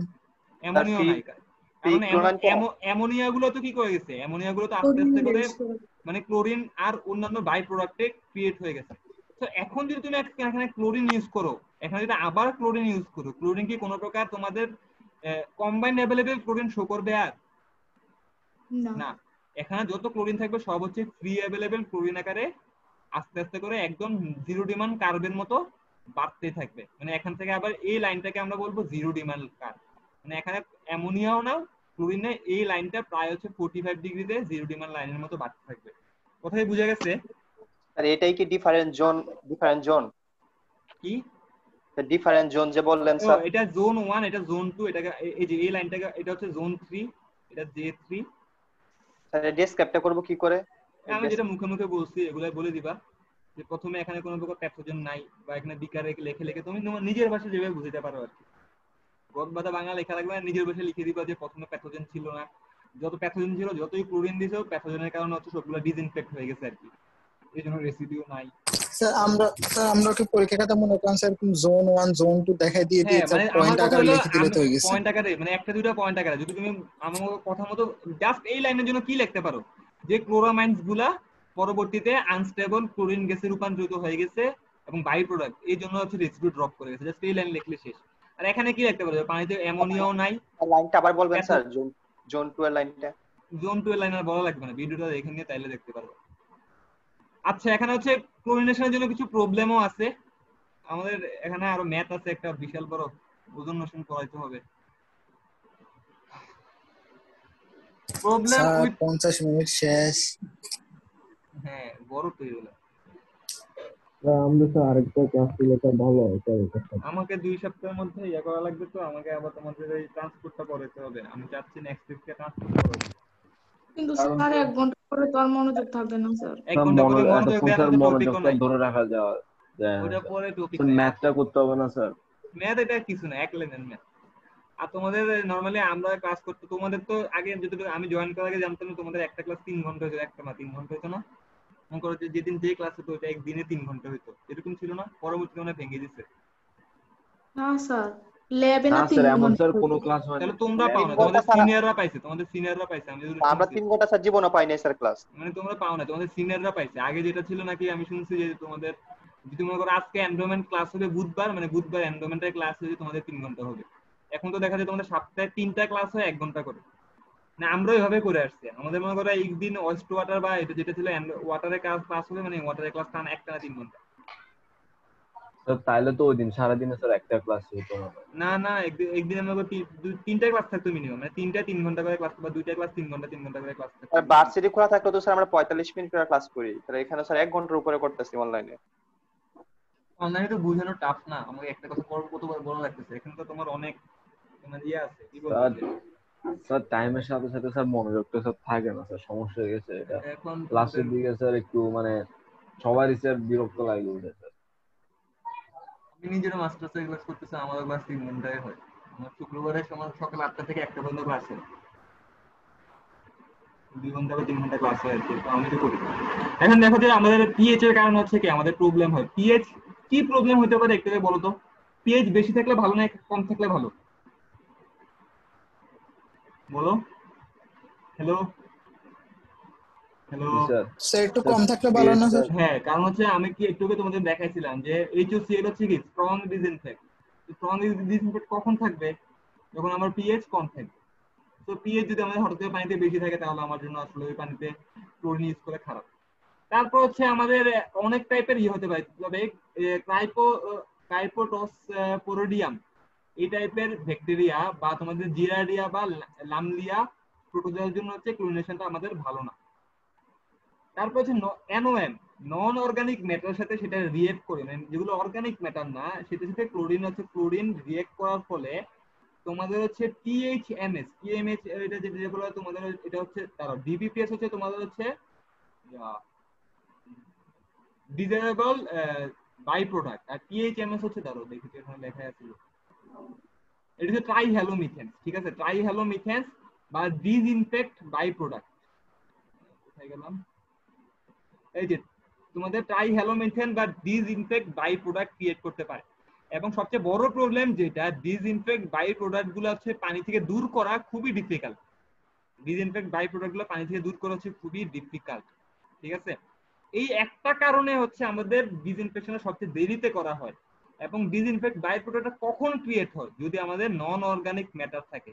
সো পানি যখন আমি ডিসইনফেকশন করব সেটা তো অবশ্যই আমাকে দেখা লাগবে যে পানিতে খুবই লিমিটেড পরিমাণ নন অর্গানিক ম্যাটার থাকে, বুঝছো? মানে নন অর্গানিক ম্যাটার খুবই খুবই লেস থাকে। এই জন্য দেখবা যে তোমাদের যখন প্রথম স্লাইডটা দেখাচ্ছিলাম ডিসইনফেকশন কখন করা লাগে, ট্রিটমেন্টের মধ্যে সবচেয়ে লাস্ট পার্ট হচ্ছে আমার ডিসইনফেকশনটা। আমার কথাই বুঝতে পারছো? Hello hello hello. জি স্যার। আচ্ছা স্যার শেষ বলো। না?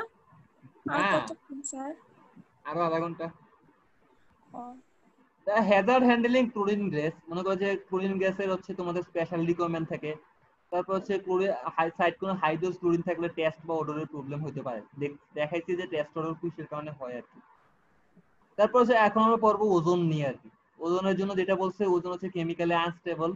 এটাকে সাইটে প্রডিউস করা লাগে, কারণ সাইটে যদি প্রডিউস না করো দেখা যাবে তুমি মনে করো তুমি এখানে প্রডিউস করছো, আমি বায়োস্ট নিতে নিতে দেখা যাবে আমার ওজোন আর ওজোন নাই, কারণ এটা আনস্টেবল। এই জন্য আমার যেখানে আমি ডিসইনফেকশন করবো তার পাশে হচ্ছে আমার ওজোন প্রডিউস করা লাগে আর কি। তারপর হচ্ছে এটা ক্লোরিন থেকে 2 থেকে 3 টাইমস হচ্ছে আমাদের এক্সপেন্সিভ। তো ওজোনের কেমিস্ট্রিতে আমাদের আসলে কি কি ওজোন গ্যাস আসলে কি কি ক্রিয়েট করে, ওজনের সাথে পানির বিক্রিয়া করে তোমাদের HO3 ক্রিয়েট করে। এটার নামটা আসলে আমার এখন মানে খেয়াল আসতেছে না আর কি। এটাতে মনে হয় তোমাদের হ্যালো অক্সিজেন বলা হয়, হ্যালো অক্সিজেন স্টেট 3 এটা বলা হয় হ্যালো অক্সিজেন স্টেট 2 এবং হ্যালো অক্সিজেন স্টেট 1। এটা OH আর HO কিন্তু সিমিলার জিনিস না আর কি। তো নরমালি হচ্ছে আমাদের HO2 এবং HO হচ্ছে আমাদের ডিসইনফেকশনের জন্য ভালোভাবে কাজ করে। এবং এখানে একটা কোশ্চেন লেখো, write down the advantages and disadvantages of ozone. Write down the advantages and disadvantages of ozone. লিখছো? হ্যালো জি স্যার স্যার। লিখতেছি স্যার লিখছি sir. Write down the advantage. এখন হচ্ছে নরমালি কি ওজোন হচ্ছে তোমাদের হচ্ছে রিঅ্যাকটিভ, অনেক বেশি রিঅ্যাকটিভ। তারপর হচ্ছে নরমাল হচ্ছে ব্যাকটেরিয়া। নরমালি দেখো যে ক্লোরিন ক্রিয়েট করলে কি হয় যে তোমাদের ব্যাকটেরিয়াগুলো মারা যায়, কিন্তু ওজোন ক্রিয়েট করলে কি হয় ব্যাকটেরিয়া ডিসইনটিগ্রেট করে যায়। মানে ডিসইনটিগ্রেট মানে কি, মানে ব্যাকটেরিয়াগুলো একদম সেল ওয়াল ডিসইনটিগ্রেশনের মাধ্যমে একদম ভেঙে ভেঙে ছোট ছোট হয়ে যায়। এটা ক্লোরিন থেকেও ভালো ভালো ইফেক্টিভ। মানে এটার কারণে কি হয়, তোমাকে কোনো প্রকার ডিজেল সলিড বা অ্যামোনিয়ার কারণে কোনো প্রকার এফেকশন আসে না। নরমালি তোমরা দেখছো যে অ্যামোনিয়া থাকলে কি হয়, আমাদের ক্লোরিনেশনের জন্য কোনো প্রকার ইফেকশন আসে, এবং পিএইচ এর কারণে আমাদের ইফেক্টেড হয় আর কি। মানে এটা হচ্ছে ক্লোরিনের জন্য হচ্ছে ভালো না। তারপর হচ্ছে আমাদের ওজোন দিয়ে আমরা যদি ট্রিটমেন্ট করি তাহলে দেখা যায় আমাদের ওডোর এবং টেস্ট কি হয় আমাদের সেটা ভালো হয়। এই জন্য হচ্ছে দেখা যায় ওজোনেশন হচ্ছে আমাদের ক্লোরিনেশনের অল্টারনেটিভ হিসেবে আমরা ইউজ করি। না তাহলে একটা কোশ্চেন থাকে আর কি মাঝে মাঝে যে আমরা কেন why ozonation is considered available alternative to chlorination. এই জন্য হচ্ছে আমাদের এই পয়েন্টগুলো লেখা লাগে আর কি। তো এটা ডিসঅ্যাডভান্টেজটা কি আমাদের, নরমালি দেখো ডিসইনফেক্টেন্সটা কি আমাদের হচ্ছে এখানে কোনো রেসিডিউ থাকে না। তো রেসিডিউ না থাকলে কি হবে, যে পরবর্তী যদি আবার প্যাথোজেন গ্রোথ করে তখন হচ্ছে কি আমাদের প্যাথোজেন গুলা ধ্বংস করার জন্য আমাদের কিছু থাকবে না, এই জন্য রেসিডিউ থাকে না। তারপর হচ্ছে ওজন হচ্ছে কেমিক্যালি আনস্টেবল, এই জন্য কি এটাকে আমাদের অন সাইডে প্রোডিউস করা লাগে, মানে যেখানে আছে সেখানে প্রোডিউস করা লাগে, সেটাকে আমি কি করতে পারবো না, ট্রান্সপোর্ট করতে পারি না কি। তারপর হচ্ছে ওজন হচ্ছে ওয়াটারের জন্য এটা সলিবিলিটি কি হচ্ছে ওটা খুব কম হয় এবং ওজনের কষ্ট হচ্ছে খুব আমাদের অনেক পরিমাণে বেশি হয়। তো আশা করি তোমরা ডিসঅ্যাডভান্টেজটা বুঝতে পারছো। এখানে এগুলোকে আমরা বলা হয় অ্যাডভান্টেজেস, এটা হচ্ছে আমাদের অ্যাডভান্টেজেস, তো এগুলো দেখা দরকার নাই, অল্প একটু আছে। তারপর হচ্ছে তোমাদের একটা ফিজিক্যাল ডিসইনফেকশন প্রসেস আছে, যেটাকে বলা হয় আমাদের ইউভি ডিসইনফেকশন, যেটা আমরা অনেক সময় দেখো তোমাদের ইউভি টেকনিকের মাধ্যমে দেখা যায় আমাদের ফিল্টার করা হয় ইউভি টেকনিকের মাধ্যমে সেগুলো। তো ইউভি ডিসইনফেকশনের জন্য আমাদের কি লাগবে, আমাদের ওয়েভলেন্থ ওয়াটারের ওয়েভলেন্থ লাগবে 300 ন্যানোমিটার থেকে আমাদের ছোট হইতে পারবে। এবং ইউভি ডিসইনফেকশন কোথায় করা লাগে, বোতল ইন্ডাস্ট্রি, মানে যেখানে হচ্ছে আমরা পানির বোতল হিসেবে আমরা যে সকল ইন্ডাস্ট্রি পানির বোতল আকারে পানি সাপ্লাই দেয় ওইখানে ইউভি ডিসইনফেকশন করে। ওয়াসা বা যারা হচ্ছে ওয়াটার ট্রিটমেন্ট প্ল্যান করে আমার বাসা বাড়িতে খাওয়ার জন্য পানি সাপ্লাই দেয় তারা কিন্তু তোমাদের হচ্ছে ইউভি ডিসইনফেকশন করে না, ঠিক আছে। তারপর হচ্ছে তোমাদের বলছে ইউভি ডিসইনফেকশন করতে হলে পানিকে অবশ্যই টার্বিডিটি থাকতে পারবে না, কালার থাকতে পারবে না। তোমাদেরকে আমি প্রথম ক্লাসের প্রথমে বলছিলাম কেন, না হয় কি হবে আমাদের যে লাইটটা দিছে লাইটটা হচ্ছে হিউজ পরিমাণে টার্বিডিটি থাকলে লাইটটা পাস করবে না। তারপর হচ্ছে ইউভি ডিসইনফেকশনের জন্য সবচেয়ে ভালো যেটা সুবিধা, এখানে এটার জন্য পিএইচ এর উপর কোনো প্রকার ইফেক্ট করে না, পিএইচ এর উপর কোনো প্রকার ইফেক্ট করে না। তবে ইউভি ডিসইনফেকশনের জন্য একটা ডিসঅ্যাডভান্টেজ হচ্ছে সেটার জন্য কোনো প্রকার রেসিডিউ শো করে না, কোনো প্রকার কি করে না, রেসিডিউ শো করে না। তাছাড়া আমি ইউভি ডিসইনফেকশন ওভারডোজিং করি, ওভারডোজিং করলে হচ্ছে কি আমাদের ওয়াটার কোয়ালিটির কোনো প্রবলেমে কোনো চেঞ্জ আসে না। তাছাড়া ইউভি ডিসইনফেকশন করলে আমার ওডোরের কোনো প্রবলেম হয় না, তারপর টেস্টেরও কোনো প্রকার প্রবলেম আমার হয় না। এখানে কিছু ক্যারেক্টারিস্টিক আছে, write down the characteristic of UV disinfection, লিখে রাখো তো, write down the characteristic of UV disinfection. Sir এত বড় এটা এত ইম্পর্টেন্ট না, লিখে রাখতে পারো। তো কি কি বলছে দেখো, ইউভি ডিসইনফেক্ট দেখো ইউভি কন্টাক্ট টাইম কত, 1 থেকে 10 সেকেন্ড, মানে একটা পানিতে আমি 1 থেকে 10 সেকেন্ড হচ্ছে আমি ইউভি ডিসইনফেকশন করলে হচ্ছে এনাফ। যেখানে ওজোনেশন ক্লোরিনেশনের জন্য 10 থেকে 15 মিনিট 10 থেকে 50 মিনিট পর্যন্ত পানিটা রেখে দিতে হয়। এবং ozonation can be run through basis, দরকার নাই। এরপরে যে আছে ইউভি ডিসইনফেকশন কোনো মোস্ট অফ দা ভাইরাস এবং ব্যাকটেরিয়া হচ্ছে কোনো প্রকার কেমিক্যাল অ্যাড না করে আমি কি করতে পারি, ধ্বংস করতে পারি। যদি ইউভি ডিসইনফেকশনের জন্য কোনো প্রকার রেসিডিউ থাকে না, যেহেতু আমাদের কোনো প্রকার রেসিডিউ থাকে না, এই জন্য যেটা করি আমরা পানিটা সাপ্লাই দেওয়ার সময় তাতে কিছু পরিমাণ ক্লোরিন আমরা মিক্স করে দিই, কিছু পরিমাণ ক্লোরিন কি করে দিই আমরা মিক্স করে দিই, যাতে সেটা রেসিডিউ আকারে থাকে। তারপর ইউভি ডিসইনফেকশনের জন্য হচ্ছে আমাদের ইনস্টলেশন কস্ট হচ্ছে খুবই কম, কিন্তু ওজোনেশনের জন্য খুবই হচ্ছে আমাদের এক্সপেন্সিভ। আর ক্লোরিনের জন্য আমার কি লাগার দরকার পড়ে, আমাদের ক্লোরিন মিটার দরকার পড়ে। তারপর হচ্ছে ডিসইনফেকশন তোমাদের যেটা বলছি পিএইচ বা টেম্পারেচার দ্বারা কোনো প্রকার এফেক্টেড করে না, যেখানে ক্লোরিনেশন এবং ওজোনেশন লোয়ার পিএইচ এ কি করে আমাদের ভালো কাজ করে। তারপর আমাদের ইউভি ডিসইনফেকশন কোনো প্রকার টক্সিক রিডিউশন থাকে না, ট্রাই হ্যালোমিথেন থাকে না, বা ডিসইনফেক্টেড বাই প্রোডাক্টও আমাদের কম হয়। তারপর তবে ইউভি ডিসইনফেকশনের একটা যেটা সবচেয়ে বড় প্রবলেম, যে আমাদের পানিতে কোনো প্রকার টার্বিডিটি থাকতে পারবে না, কালারও কম হতে হবে আর কি, বুঝছো, মানে কালার ফ্রি হতে হবে। তারপর ইউভি ডিসইনফেকশন করে ভালো সুবিধা হচ্ছে কি এটা, সেটার জন্য আমাদের ওডোরে কোনো প্রবলেম হয় না, টেস্টেও কোনো প্রকার প্রবলেম হয় না। এখন হচ্ছে আরেকটা প্রবলেম প্রসেস, যেটা হচ্ছে ডিসইনফেক্ট পাইভেট, এই যে শেষ প্রায় এই যে এখানে ম্যাথ শেষ আর কিছু নাই, আর এই তিনটা জিনিস। বলো তো, কেউ আরো কিছু বলার আছে? কি বোর লাগতেছে? স্যার আজকে স্লাইড থেকে কি 2 সেট কোশ্চেন হবে? এক সেটও না, 8 সেট। স্যার অলরেডি স্যার 9টা কোশ্চেন লিখে ফেলছি। থাকুক না, শোনো আমাদের যে স্যার ক্লাস নিত, মানে আমাদের রেজাল করিম স্যার ক্লাস নিত গাইডিতে, মানে ওনার ক্লাস মনে করো যে এক তো ওয়াটারের ক্লাস খুব বোর লাগতো আর কি, মানে আমার পার্সোনালি আমার ওয়াটারের ক্লাস করতে একদম বিরক্ত লাগতো, এর তুলনায় আমার স্ট্রাকচারের ক্লাস করতে আমার ভালো লাগতো। উনি যখন ক্লাসে আসতো, মানে উনি খুবই রাগী টাইপের ছিল আর কি, রেজাল করিম স্যার। তো উনি অনেক পড়াইতো, মানে ওনার পড়া খুবই আসলে পরীক্ষা হলে খুব কাজে লাগছে আর কি, মানে বিভিন্ন জবের পরীক্ষায় কাজে লাগতো। তো উনি কি করতো, ক্লাসে এসে উনি স্লাইড পড়াইতো না, ক্লাসে এসে উনি লেখা শুরু করতো। তো তোমরা চিন্তা করো, এখনো স্লাইড বানানো আছে, আমি যদি স্লাইড না দিয়ে তোমাদেরকে এগুলো খাতায় লেখা হইতো তাহলে কেমন লাগতো। টানা 3 ঘন্টা উনি বোর্ডে লেখতো, মানে কোনো নন স্টপ লিখতে থাকতো উনি। মানে ও যেদিন ওনার ক্লাস থাকতো সেদিন মনে করো সবার অবস্থা খারাপ হয়ে যেত। তাহলে তোমাদের স্লাইড করাচ্ছি, তো এটা তার ভালো। হ্যালো, জি স্যার। জি স্যার। আচ্ছা দেখো, ডিসইনফেকশন বাই প্রোডাক্ট, যখন আমরা ক্লোরিন দিই, ক্লোরিন দিলে কি হয়, তো পানিতে যদি কখন নন অর্গানিক ম্যাটার থাকে, মানে NOM নন অর্গানিক ম্যাটার থাকে, তখন হচ্ছে কিছু ডিসইনফেক্ট বাই প্রোডাক্ট ক্রিয়েট করে।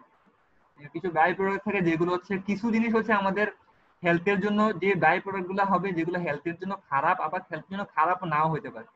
তো যেগুলো হয়তো যেমন হচ্ছে, যেমন তোমাদের ট্রাই হ্যালো মিথেন্স ক্রিয়েট করে, হ্যালো এসিটিক অ্যাসিড বা হ্যালো কিটোন বা অন্যান্য পার্টিকেল গুলো তোমাদের হচ্ছে ক্রিয়েট করতে পারে।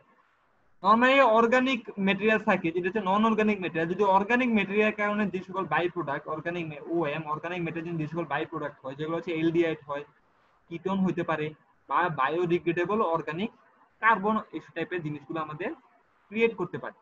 বা ইনঅর্গানিক কম্পাউন্ড, যেগুলো হচ্ছে ক্লোরাইড বা ব্রোমাইড। নরমালি হচ্ছে ডিসইনফেক্ট বাই প্রোডাক্ট কখন হয় বেশি জানো, যদি পানিতে তোমার ব্রোমিন আয়ন থাকে। পানিতে আমরা ব্রোমিন আয়ন থাকলে সবচেয়ে খারাপ, মানে ব্রোমিন আয়ন থাকলে আমাদের ডিসইনফেক্ট বাই প্রোডাক্ট ক্রিয়েট করার পসিবিলিটি হচ্ছে অনেক অনেক বেশি। নন অর্গানিক ম্যাটার বা অর্গানিক ম্যাটার গুলো তো নরমালি আমরা ট্রিটমেন্টের মাধ্যমে আমরা বের করে দিই আগেই, ফিল্ট্রেশন বলো বা কোয়াগুলেশন বলো। কিন্তু ব্রোমিনের জন্য কি হয়, মানে এটার জন্য আমাদের ডিসইনফেকশনের জন্য অনেক প্রবলেম ক্রিয়েট করে। তো সবচেয়ে খুবই খুবই ইম্পর্টেন্ট কোশ্চেন দেখো, এটা হচ্ছে strategies for controlling disinfection by product, খুবই খুবই ইম্পর্টেন্ট। আমাদের কি কি স্ট্র্যাটেজির মাধ্যমে আমরা ডিসইনফেকশন বাই প্রোডাক্টকে আমরা কন্ট্রোল করতে পারবো। লিখছো, লেখা হইলে আমাকে বললো।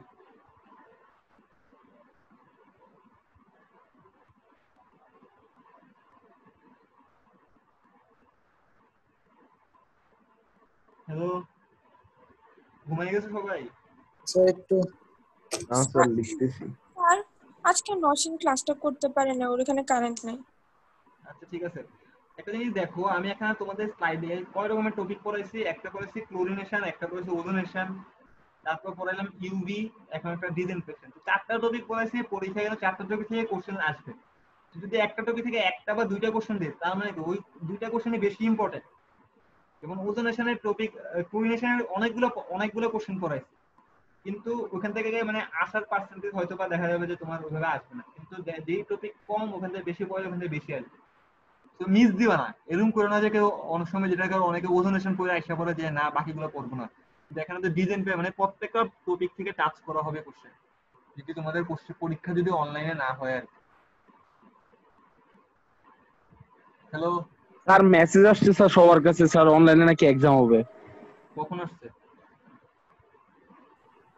গার্ডিয়ানদের স্যার ফোনে। গতকালকে আসছে স্যার, গার্ডিয়ানদের ফোনে। মানে বলছে মানে হ্যাঁ, এটা ইউজিসি দিলে অবশ্যই ওইভাবে পরীক্ষা হবে আর কি। তোমরা মেন্টালি প্রিপেয়ার থাকো।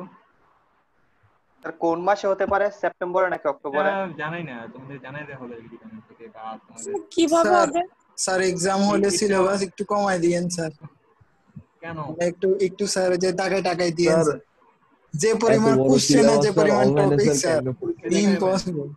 এত বড় সিলেবাস স্যার। আচ্ছা দেখো, আমাদের ডিজেনারেশন বাই প্রোডাক্ট আমাদেরকে যদি কন্ট্রোল করতে হয়, আমরা কিভাবে কন্ট্রোল করতে পারি? এবং ডিজেনারেশন বাই প্রোডাক্ট কিসের কারণে হয় বলতো?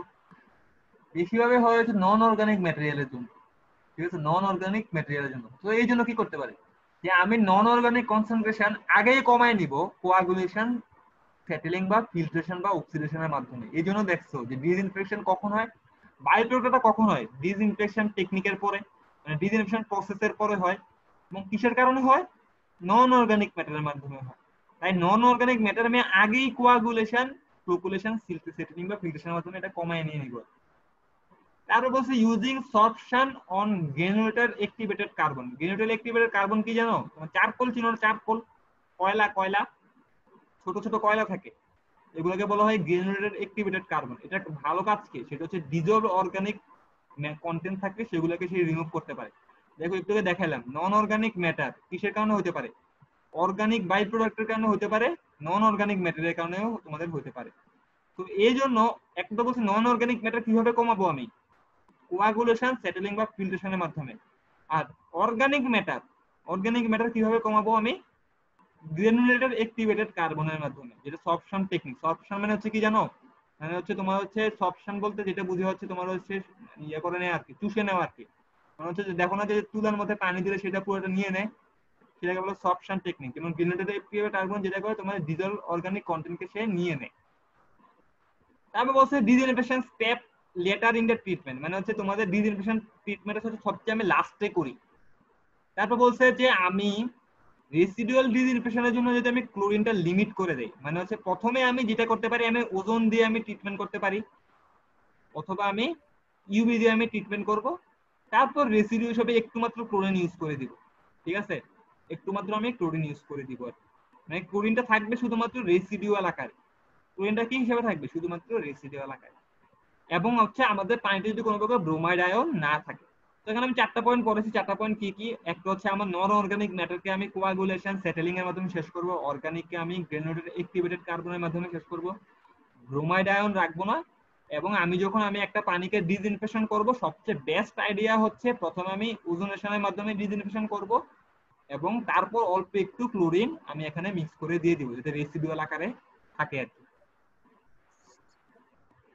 এখন এটা মনিটরিং করার দরকার নাই, এটা জাস্ট তোমরা একবার রিডিং করে নিও, এটা একটু রিডিং করে নিও আর কি। এখন আসলে আমরা ম্যাথ করব। তোমাদের ক্লাস তো কতক্ষণ হয়েছে? 1 ঘন্টা হয়েছে আর কি। স্যার আরো করাবেন স্যার, 1 ঘন্টা 7 মিনিট। এই যে স্যার ম্যাথটা পেটের ব্যথা করতেছে স্যার, আর পারতেছি না। আমি স্যার বলছিলেন যে স্যার 2 দিন নেবেন না 3 দিন নেবেন, কম করে করানো। স্যার সপ্তাহে স্যার 3 দিন বলছেন স্যার, 45 মিনিট করে নিবেন স্যার, এখন 1 ঘন্টা করে স্যার, ওই তো 1 ঘন্টা হইতেছে স্যার, সপ্তাহে 3 দিন নিতেছেন আরে শেষ তো, মানে তোমাদের লাস্ট সেমিস্টারে লাস্টে তো একটু স্যার। শেষ করে স্যার হইতেই আছে খালি। জি স্যার, এটা তো লাস্ট ম্যাথ, তারপর আর কিছু নাই তো। প্রতিদিন বলে যে এটা লাস্ট, এটা আরেকটা। তোমাদের রায়হান, ও তো জব হয়েছে সিনিয়র ব্যাচের আর কি, খুব ভালো, মানে তাড়াতাড়ি হয়ে গেছে। স্যার রায়হান মানে কোন রায়হান? এটা তোমাদের ফোর্স 2 যারা আউটগোয়িং ব্যাচ আর কি। স্যার কি জব হইছে? কোথায় জব হয়েছে স্যার? একটা আচ্ছা ওয়াটার কোম্পানি না কি একটা স্যার? ওয়াটার কোম্পানিতে। আচ্ছা দেখো এখানে কি বলছে, তোমাদের একটা ওয়াটার ট্রিটমেন্ট প্ল্যান্ট আছে যেটা 49.9 কেজি অফ ক্লোরিন, ঠিক আছে। মনে করো যে একটা এটার আয়তন, ভলিউমটা কত? মনে করো পানির ভলিউম হচ্ছে 37,000, ওই এটা হচ্ছে 37,850 মিটার কিউবে। তুমি ক্লোরিন মিক্স করো কতটুকু? 49.9 কেজি তুমি আমার মিক্স করতে বলছে। দা রেসিডুয়াল ক্লোরিন আবার 30 মিনিট, মানে 30 মিনিট পরে, মানে এখানে আমি মনে করি যে স্যার আরেকবার বলেন স্যার, 49.9 এটা কি স্যার বুঝিনি। দাঁড়াও আমি বলতেছি।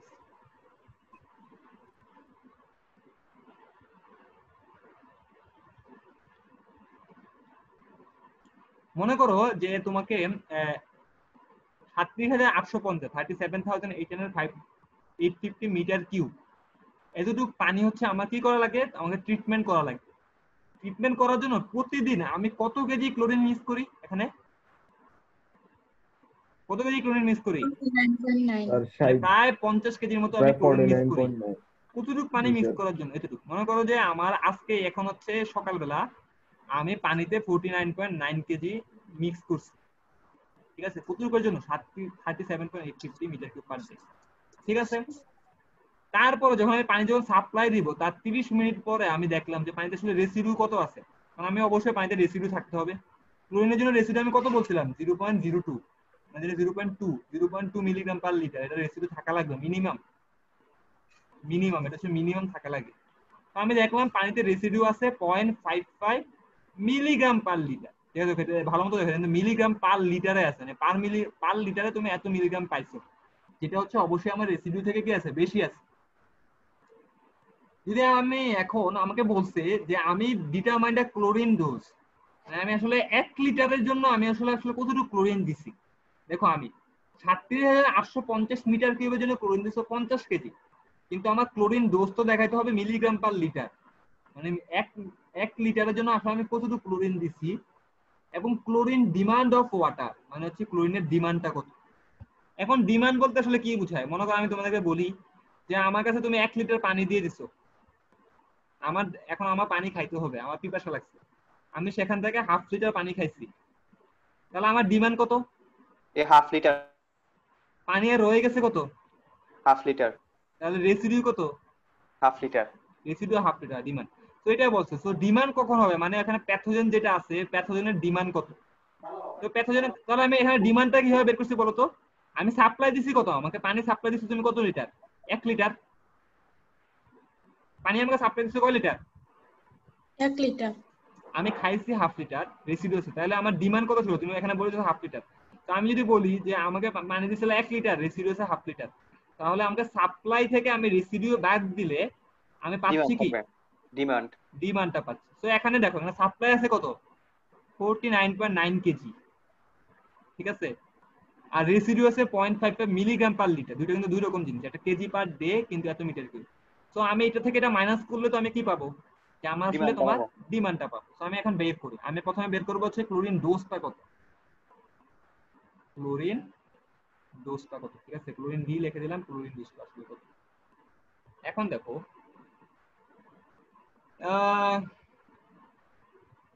আচ্ছা আমি ঐকিক নিয়মে দেখাই তোমাদের। 37,850 মিটার কিউবের জন্য ক্লোরিন লাগে কতটুকু? 49 পয়েন্ট কত? এত লাগে না? হ্যালো, জি স্যার। তাহলে 1 মিটার কিউবের জন্য কত লাগবে?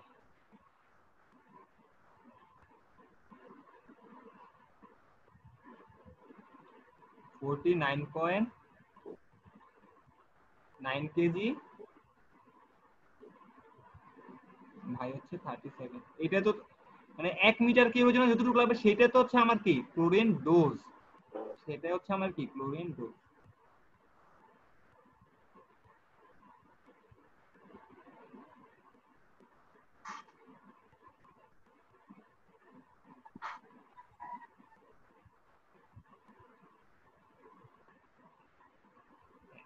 উপরে কিসে আছে সেটা কেজি, আমি ক্লোরিন ডোজ কিসে দেখাই দেখাতো?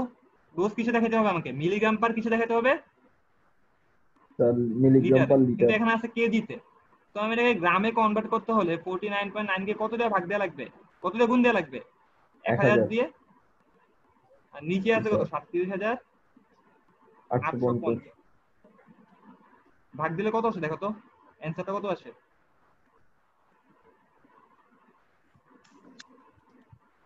1.32 নাকি দেখো তো।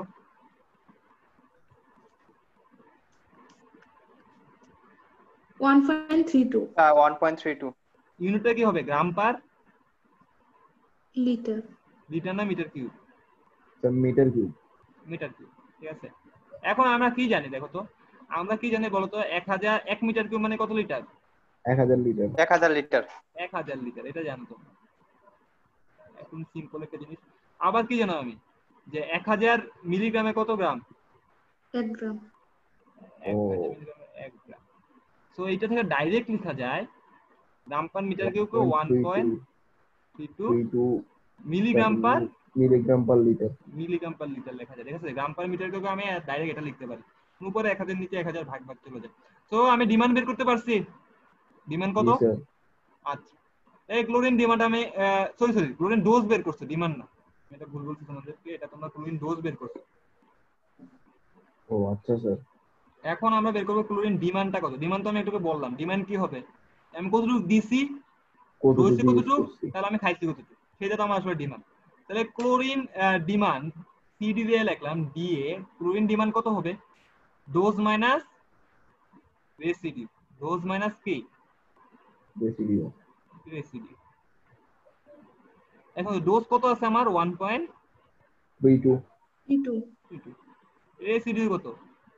0.55। তাহলে আমার ডিমান্ড কত? ও আচ্ছা স্যার, এটা তো ইজি আছে। 0.77। তো দেখো ম্যাথটা আমি একটু ঘুরে দিতে পারি। এখন আমি কিভাবে ঘুরাবো আমি এটা বলবো। আর এটার একক কি হবে? Milligram per litre. এটা মিলিগ্রাম পার লিটার। এখন দেখো আমি একটা দেখি এখানে রেসিডিউল কত আছে, 0.55 মিলিগ্রাম পার লিটার আছে। তো 0.55 মিলিগ্রাম পার লিটার রেসিডু থাকলে আমার কোনো ঝামেলা নাই, কারণ হচ্ছে 0.55 মিলিগ্রাম আমার কিন্তু রেসিডু থাকা লাগে কত, এখানে তোমাদের দেখাইছিলাম আমি। 0.2 0.2। হ্যাঁ 0.2 মিলিগ্রাম পার লিটার, এতটুকু রেসিডু আমার থাকা লাগবে। এখন যদি আমি মনে করো যে যদি মনে করো আমি কোশ্চেনে হঠাৎ করে এমন ভাবে বের করলে কি স্লাইড শেষ। এখন আসে না, এখন তো দেখাচ্ছে। জি স্যার দেখা যায়। হ্যাঁ তো মনে করো আমি যদি এমন আছে যে তোমরা রেসিডু বের করতে দিলাম, তোমাকে এখানে তো কি আছে ডোজ মানে তোমরা ডোজ থেকে তো তোমার হচ্ছে ডিমান্ডটা বাদ দিলে যা পাবা, আমি তোমাকে ডিমান্ড দিয়ে দিচ্ছি কোশ্চেনে, মানে শুধু কোশ্চেনে কি দেয়া আছে ডিমান্ড আছে, তুমি ডোজ বের করো, ডোজ বের করে বাইর করলে হচ্ছে তোমাদের কত পাইছো, ধরো ডোজ পাইছো হচ্ছে, স্যার বুঝি নাই স্যার, আরেকবার আস্তে আস্তে বলে স্যার একটু। ধরো হচ্ছে তোমাদের এখানে আমি তোমাদের রেসিডিউ না দিয়ে আমি তোমার ডাইরেক্ট হচ্ছে তোমাদের ডিমান্ডটা দিয়ে দিলাম, ঠিক আছে, কোশ্চেনে আমি ডিমান্ড দিয়ে দিলাম। তো তোমাদেরকে বলছিল যে আমি তোমাদের ক্লোরিন ডিমান্ড না বের করে তোমরা ক্লোরিন রেসিডিউটা বের করো, কোশ্চেন এরকম থাকতে পারে শুধু ক্লোরিন রেসিডিউ বের করো।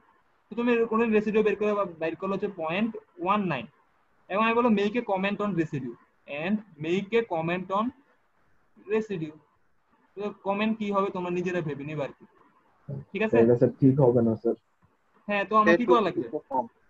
আচ্ছা তো তোমাকে আমি আরেকটা তোমাদের যেহেতু তোমাদের একটু সৃজনশীল টাইপের কোশ্চেন যদি আমি তোমাকে বলি, মনে করো আমি তোমাদের একটা বলে দিলাম যে একটা দেশের নাম বলে দিলাম, মনে করো কঙ্গো। কঙ্গো একটা দেশে তুমি আসো, তুমি একজন ধরো যে তুমি একজন হচ্ছে ওয়াটার ট্রিটমেন্ট প্ল্যান্টের ম্যানেজার, তুমি ইঞ্জিনিয়ার, তোমাকে একটা ওয়াটার ট্রিটমেন্ট প্ল্যান্টের ডিসইনফেকশন প্ল্যান্টের দায়িত্ব দেওয়া হয়েছে। ওইখানে তোমার দেশের নাম বলে দিলাম, বা তোমার দেশ হচ্ছে পুর কান্ট্রি এরকম বলে দিলাম, বললাম যে তুমি একটা ডিসইনফেকশন প্ল্যান্টের কিভাবে তুমি হচ্ছে ডিসইনফেকশন করবা, তুমি কিভাবে করবা, তোমার জন্য ভালো কোনটা হবে, যদি বাংলাদেশ হয় বাংলাদেশের জন্য ভালো কোনটা হবে, বা বাংলাদেশ বাদ দাও মনে করো ইন্ডিয়ার জন্য ভালো কোনটা হবে। তুমি ইন্ডিয়াতে গেলা, একটা ডিসইনফেকশন প্ল্যান ডিজাইন করো, তোমার জন্য ভালো কোনটা হবে, কিভাবে ডিসইনফেকশন করলে ভালো হবে বলো। ক্লোরিনেশন করলে প্রথম হচ্ছে আমি ডিসইনফেকশনটা সবার লাস্টে করব, ডিসইনফেকশন কি করব সবার লাস্টে করব, মানে আমার ট্রিটমেন্ট প্ল্যান্টের সবচেয়ে লাস্ট স্টেপ কি হবে, আমার ডিসইনফেকশন হবে। সেকেন্ড হচ্ছে আমি দেখতেছি যে আমার যদি কান্ট্রির যেহেতু আমার ইকোনমিক্যাল কন্ডিশনের উপর ডিপেন্ড করে আমি ডিসইনফেকশন করতে হবে। তো আমি এখানে ক্লোরিনেশন করলে হচ্ছে আমার জন্য সুবিধা, আমার কি করলে ক্লোরিনেশন। যদি তোমাকে ডেভেলপিং কান্ট্রি দিয়ে দেয় যে তুমি ডেভেলপিং কান্ট্রিতে আসো, তাহলে তোমার জন্য কোনটা করলে ভালো হবে? স্যার ওজন ওজন করব, তারপর কি করব, ওজন করে লিখে দিব আমি না স্যার। তারপর কি করবো তাহলে রেসিডিউ আকারে কি দেওয়া লাগবে, একটু রেসিডিউ আকারে কি দেওয়া লাগবে, ক্লোরিন দেওয়া লাগবে, ঠিক আছে। এটা বুঝলাম। যদি এমন হইতো যে তোমাকে আমি কোকা কোলা কোম্পানি, তোমরা তো গেছো না কোকা কোলা কোম্পানিতে, হ্যালো এখন পুরা স্যার ফেসবুক লাগাইতেছে স্যার, একদম ফেসবুক লাগাইতেছে, তখন যা বুঝছি ফেসবুক না, এগুলো তো এটা তো আসল জিনিস। এখন কোকা কোলা কোম্পানিতে ক্লোরিন কেন দেব? ক্লোরিন দেওয়া লাগবে কেন, কারণ হচ্ছে প্রথম ওজন করার পর আবার ক্লোরিন কেন দেওয়া, একটু তো বললাম, মানে আমাদের পানিতে অলওয়েজ একটু রেসিডিউ থাকা লাগবে, বুঝছো। রেসিডিউর কাজটা আসলে কি, রেসিডিউর কাজ কি, রেসিডিউর কাজ হচ্ছে যদি পরবর্তীতে আবার এখানে প্যাথোজেন আসে, ওই প্যাথোজেনটা ওই রেসিডিউটা কি করতে পারে, নষ্ট করে ফেলতে পারে, বুঝছো। তোমাদেরকে টিকা দেওয়া হয় না, এখন তো সবচেয়ে হট টপিক হচ্ছে তোমাদের করোনা ভাইরাসের তোমাদের ভ্যাকসিনের কাজটা আসলে কি, যে পরবর্তীতে যদি আমার এখানে ভাইরাস আসে, যে ভাইরাসটা কি করে সে ধ্বংস করে ফেলে। তো রেসিডিউর কাজটা এরকম। এখন আমি যদি ওজন দিয়ে ট্রিটমেন্ট করি, এখানে এখন ওজন দিয়ে আমি ট্রিটমেন্ট করলাম, এখন 10টা বাজে 1টা বাজে, দেখা গেল যে এখানে কোনো প্রকার প্যাথোজেন নাই, কিন্তু এখানে কোনো প্রকার ওজনও নাই, প্যাথোজেনও নাই, ওজনও নাই, কিন্তু কতক্ষণ পর যদি হঠাৎ করে বাতাসের মাধ্যমে কোনো ভাবে যদি এখানে কিছু প্যাথোজেন আসে, তাহলে কি হয়, পেশেন্টটা রিগ্রোথ করবে না এখানে, হ্যালো। জি স্যার। তাহলে রিগ্রোথ যদি না হয় তাহলে কি করা লাগবে, এখানে একটু কিছু পরিমাণ ক্লোরিন দেওয়া লাগবে, কিন্তু আমি এখানে ওজন রাখতে পারবো না, কারণ ওজন তো হচ্ছে আনস্টেবল। তো এটা তোমাদের একটা টেকনিক বললাম, যে তুমি যদি ডেভেলপিং কান্ট্রিতে থাকো, ওজনের টাকা পয়সার কোনো সমস্যা নাই, তাহলে আমি ওজন ইউজ করবো। এখন যদি বলি যে তুমি একটা পানির ফ্যাক্টরিতে আছো, তুমি এখানে একটা পানির ব্র্যান্ডে আছো, যেখানে হচ্ছে তোমার মনে করো যে একুয়াফিনা পানির একটা ব্র্যান্ড, এখানে তোমাকে দিলাম, বলো তুমি এখানে পানিতে তোমাকে ডিসইনফেকশন করা লাগবে। নর্মালি অবশ্য তোমাদের পানির প্ল্যান্ট গুলো হচ্ছে তোমাদের গ্রাউন্ড ওয়াটার ইউজ করে, সারফেস ওয়াটার ইউজ করে না আর কি, সারফেস ওয়াটার ইউজ করে না, গ্রাউন্ড সারফেস ওয়াটারে এখন তোমার এই ক্ষেত্রে তুমি কি ইউজ করবা? ক্লোরিন ইউজ করবা নাকি তোমরা ওজোন ইউজ করবে? ওজোন ইউজ করতে পারো। নরমালি আমাদের এখানে স্লাইড থেকে আমরা যেটা শিখছি, আমরা কি ইউজ করব? ইউভি রে ইউজ করব, ইউভি রে ইউজ করব। তো আশা করি তোমরা ক্রাইটেরিয়া গুলো বুঝতে পারছো, কখন কি কি করব, এগুলো কোশ্চেন থাকতে পারে 5 মার্কের বা যদি দেই আর কি। তো আজকে ক্লাস নিয়ে কারো কোনো অবজারভেশন আছে? স্যার অবজারভেশন হলো স্যার আর কয়টা ক্লাস নেবেন স্যার? জি আমি স্যার, তো আমার সাথে তো আরো আমাদের ক্লাস স্যার আছে। কয়টা বাকি আছে স্যার? তোমাদের স্লাইড কি দেখা যাচ্ছে? না স্যার, স্লাইড দেখা যাচ্ছে না। মানে আমি যেটা ওপেন করেছি সেটা তো দেখা যাচ্ছে। স্যার আমাদের তোমাদের দেখা যাচ্ছে না স্যার। আর কিছুই দেখা যাচ্ছে না? না না স্যার স্যার, তো স্যার খালি ব্ল্যাক স্ক্রিন। আর 1 ঘন্টা 21 মিনিট হয়েছে স্যার ক্লাসটা এখন পর্যন্ত। স্যার ফাইম কে দেখা যাচ্ছে স্যার, এখন আসছে। আচ্ছা, তো এখানে আর কি আছে? তোমাদের তাহলে এই ফিল্ট্রেশন আছে, ফিল্ট্রেশন টেকনিকটা আছে। দেখো ফিল্ট্রেশন টেকনিক বেশি বড় স্লাইড না, 19 পেজের স্লাইড, তার মধ্যে 3টা পেজ স্লাইড শুধু ম্যাথ, 1টা 2টা 3টা। নেক্সট ক্লাসটা একটু লেন্দি হবে, নেক্সট ক্লাসে আমাদের সিলেবাস শেষ। স্যার 16টা লেন্দি স্লাইড ক্লাস না করে স্যার আমরা স্যার 2টা ক্লাস করি স্যার। 2টা ক্লাস আসলে আমি নিতে পারবো না এখন, একটা ক্লাস আগে করো, তারপর আসতে যদি 2টা ক্লাস দেয় তাহলে আমি তোমাকে এটা পড়াবো। এটা 25 পেজের স্লাইড, কস্টিক সোডার স্টেবিলাইজেশন কিভাবে করা লাগে, আয়ন এক্সচেঞ্জ কিভাবে করা লাগে, আয়রন রিমুভাল, হ্যাঁ স্যার, এক ক্লাস স্যার, এক ক্লাস। তারপর স্যার হচ্ছে ক্লাস আয়ন রিমুভাল আছে। তারপর এখানে হচ্ছে খুবই মজার জিনিস আছে, এখানে ম্যাঙ্গানিজ স্যার রিমুভাল। কোনো মজা আর নেই মজা স্যার। নাই স্যার, মজার জিনিস স্যার। আমরা এখন আর কোনো মজাই মজা নাই নেই। স্যার এগুলো অনলাইন স্যার ক্লাস আর কোনো মজা নাই নাই। স্যার, কোনো মজা নাই অনলাইন ক্লাসে। স্যার আমাদের যে কিছু সমস্যা ছিল আপনি বলছিলেন স্যার সামনাসামনি ভার্সিটিতে ক্লাস হলে দেখাই দিবেন। হ্যাঁ, স্যার এখন যদি অনলাইন এক্সাম হয় স্যার তখন কি এটা করবেন আমি স্যার? এখন এটা দেখি, আমি তখন ক্লাস নিয়ে তখন কথাবার্তা বলবো। তারপর এখানে ওয়াটার সেফটি প্ল্যান ছিল, 61 পেজের স্লাইড, আমাদের পড়াতে পারলাম না, এটা তোমাকে দিয়ে দিব, তোমরা একটু রিডিং করে নিও একটু। স্যার কি মজা করতেছেন? 61 স্লাইড, 25 স্যার স্লাইড। স্যার সবই পড়ান যা আছে স্যার, একটা অভাব নেই স্যার, সব।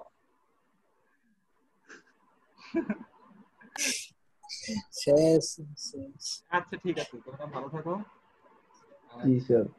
কেমনে আসসালামু ভালো আলাইকুম। থাকলাম স্যার? আসসালামু আলাইকুম। আসসালামু আলাইকুম স্যার। আচ্ছা নেক্সট ক্লাস আমরা করে হচ্ছে আমাদেরটা শেষ করবো। আসসালামু নেক্সট আলাইকুম। ক্লাসটা শোনো, নেক্সট ক্লাসটা টাইমটা একটু চেঞ্জ করা লাগতে পারে। আমার একটা মাস্টার্সের একটা ক্লাস আছে, প্রেজেন্টেশন দেওয়া লাগতে পারে, তখন হয়তো তোমাদেরকে আমি টাইমটা বললে স্যার তাহলে সামনে শনিবার ক্লাস স্যার, রবিবার, সামনে রবিবার। আচ্ছা আমি তোমাকে টাইমটা জানাবো আর কি। আমার 14 তারিখ কি তোমাদের সাথে আমার ক্লাস আছে? না স্যার ফ্রাইডেতে দেখুন ক্লাস এখন নাই। স্যার। না ফ্রাইডে ক্লাস দেখতে নাই, হবে।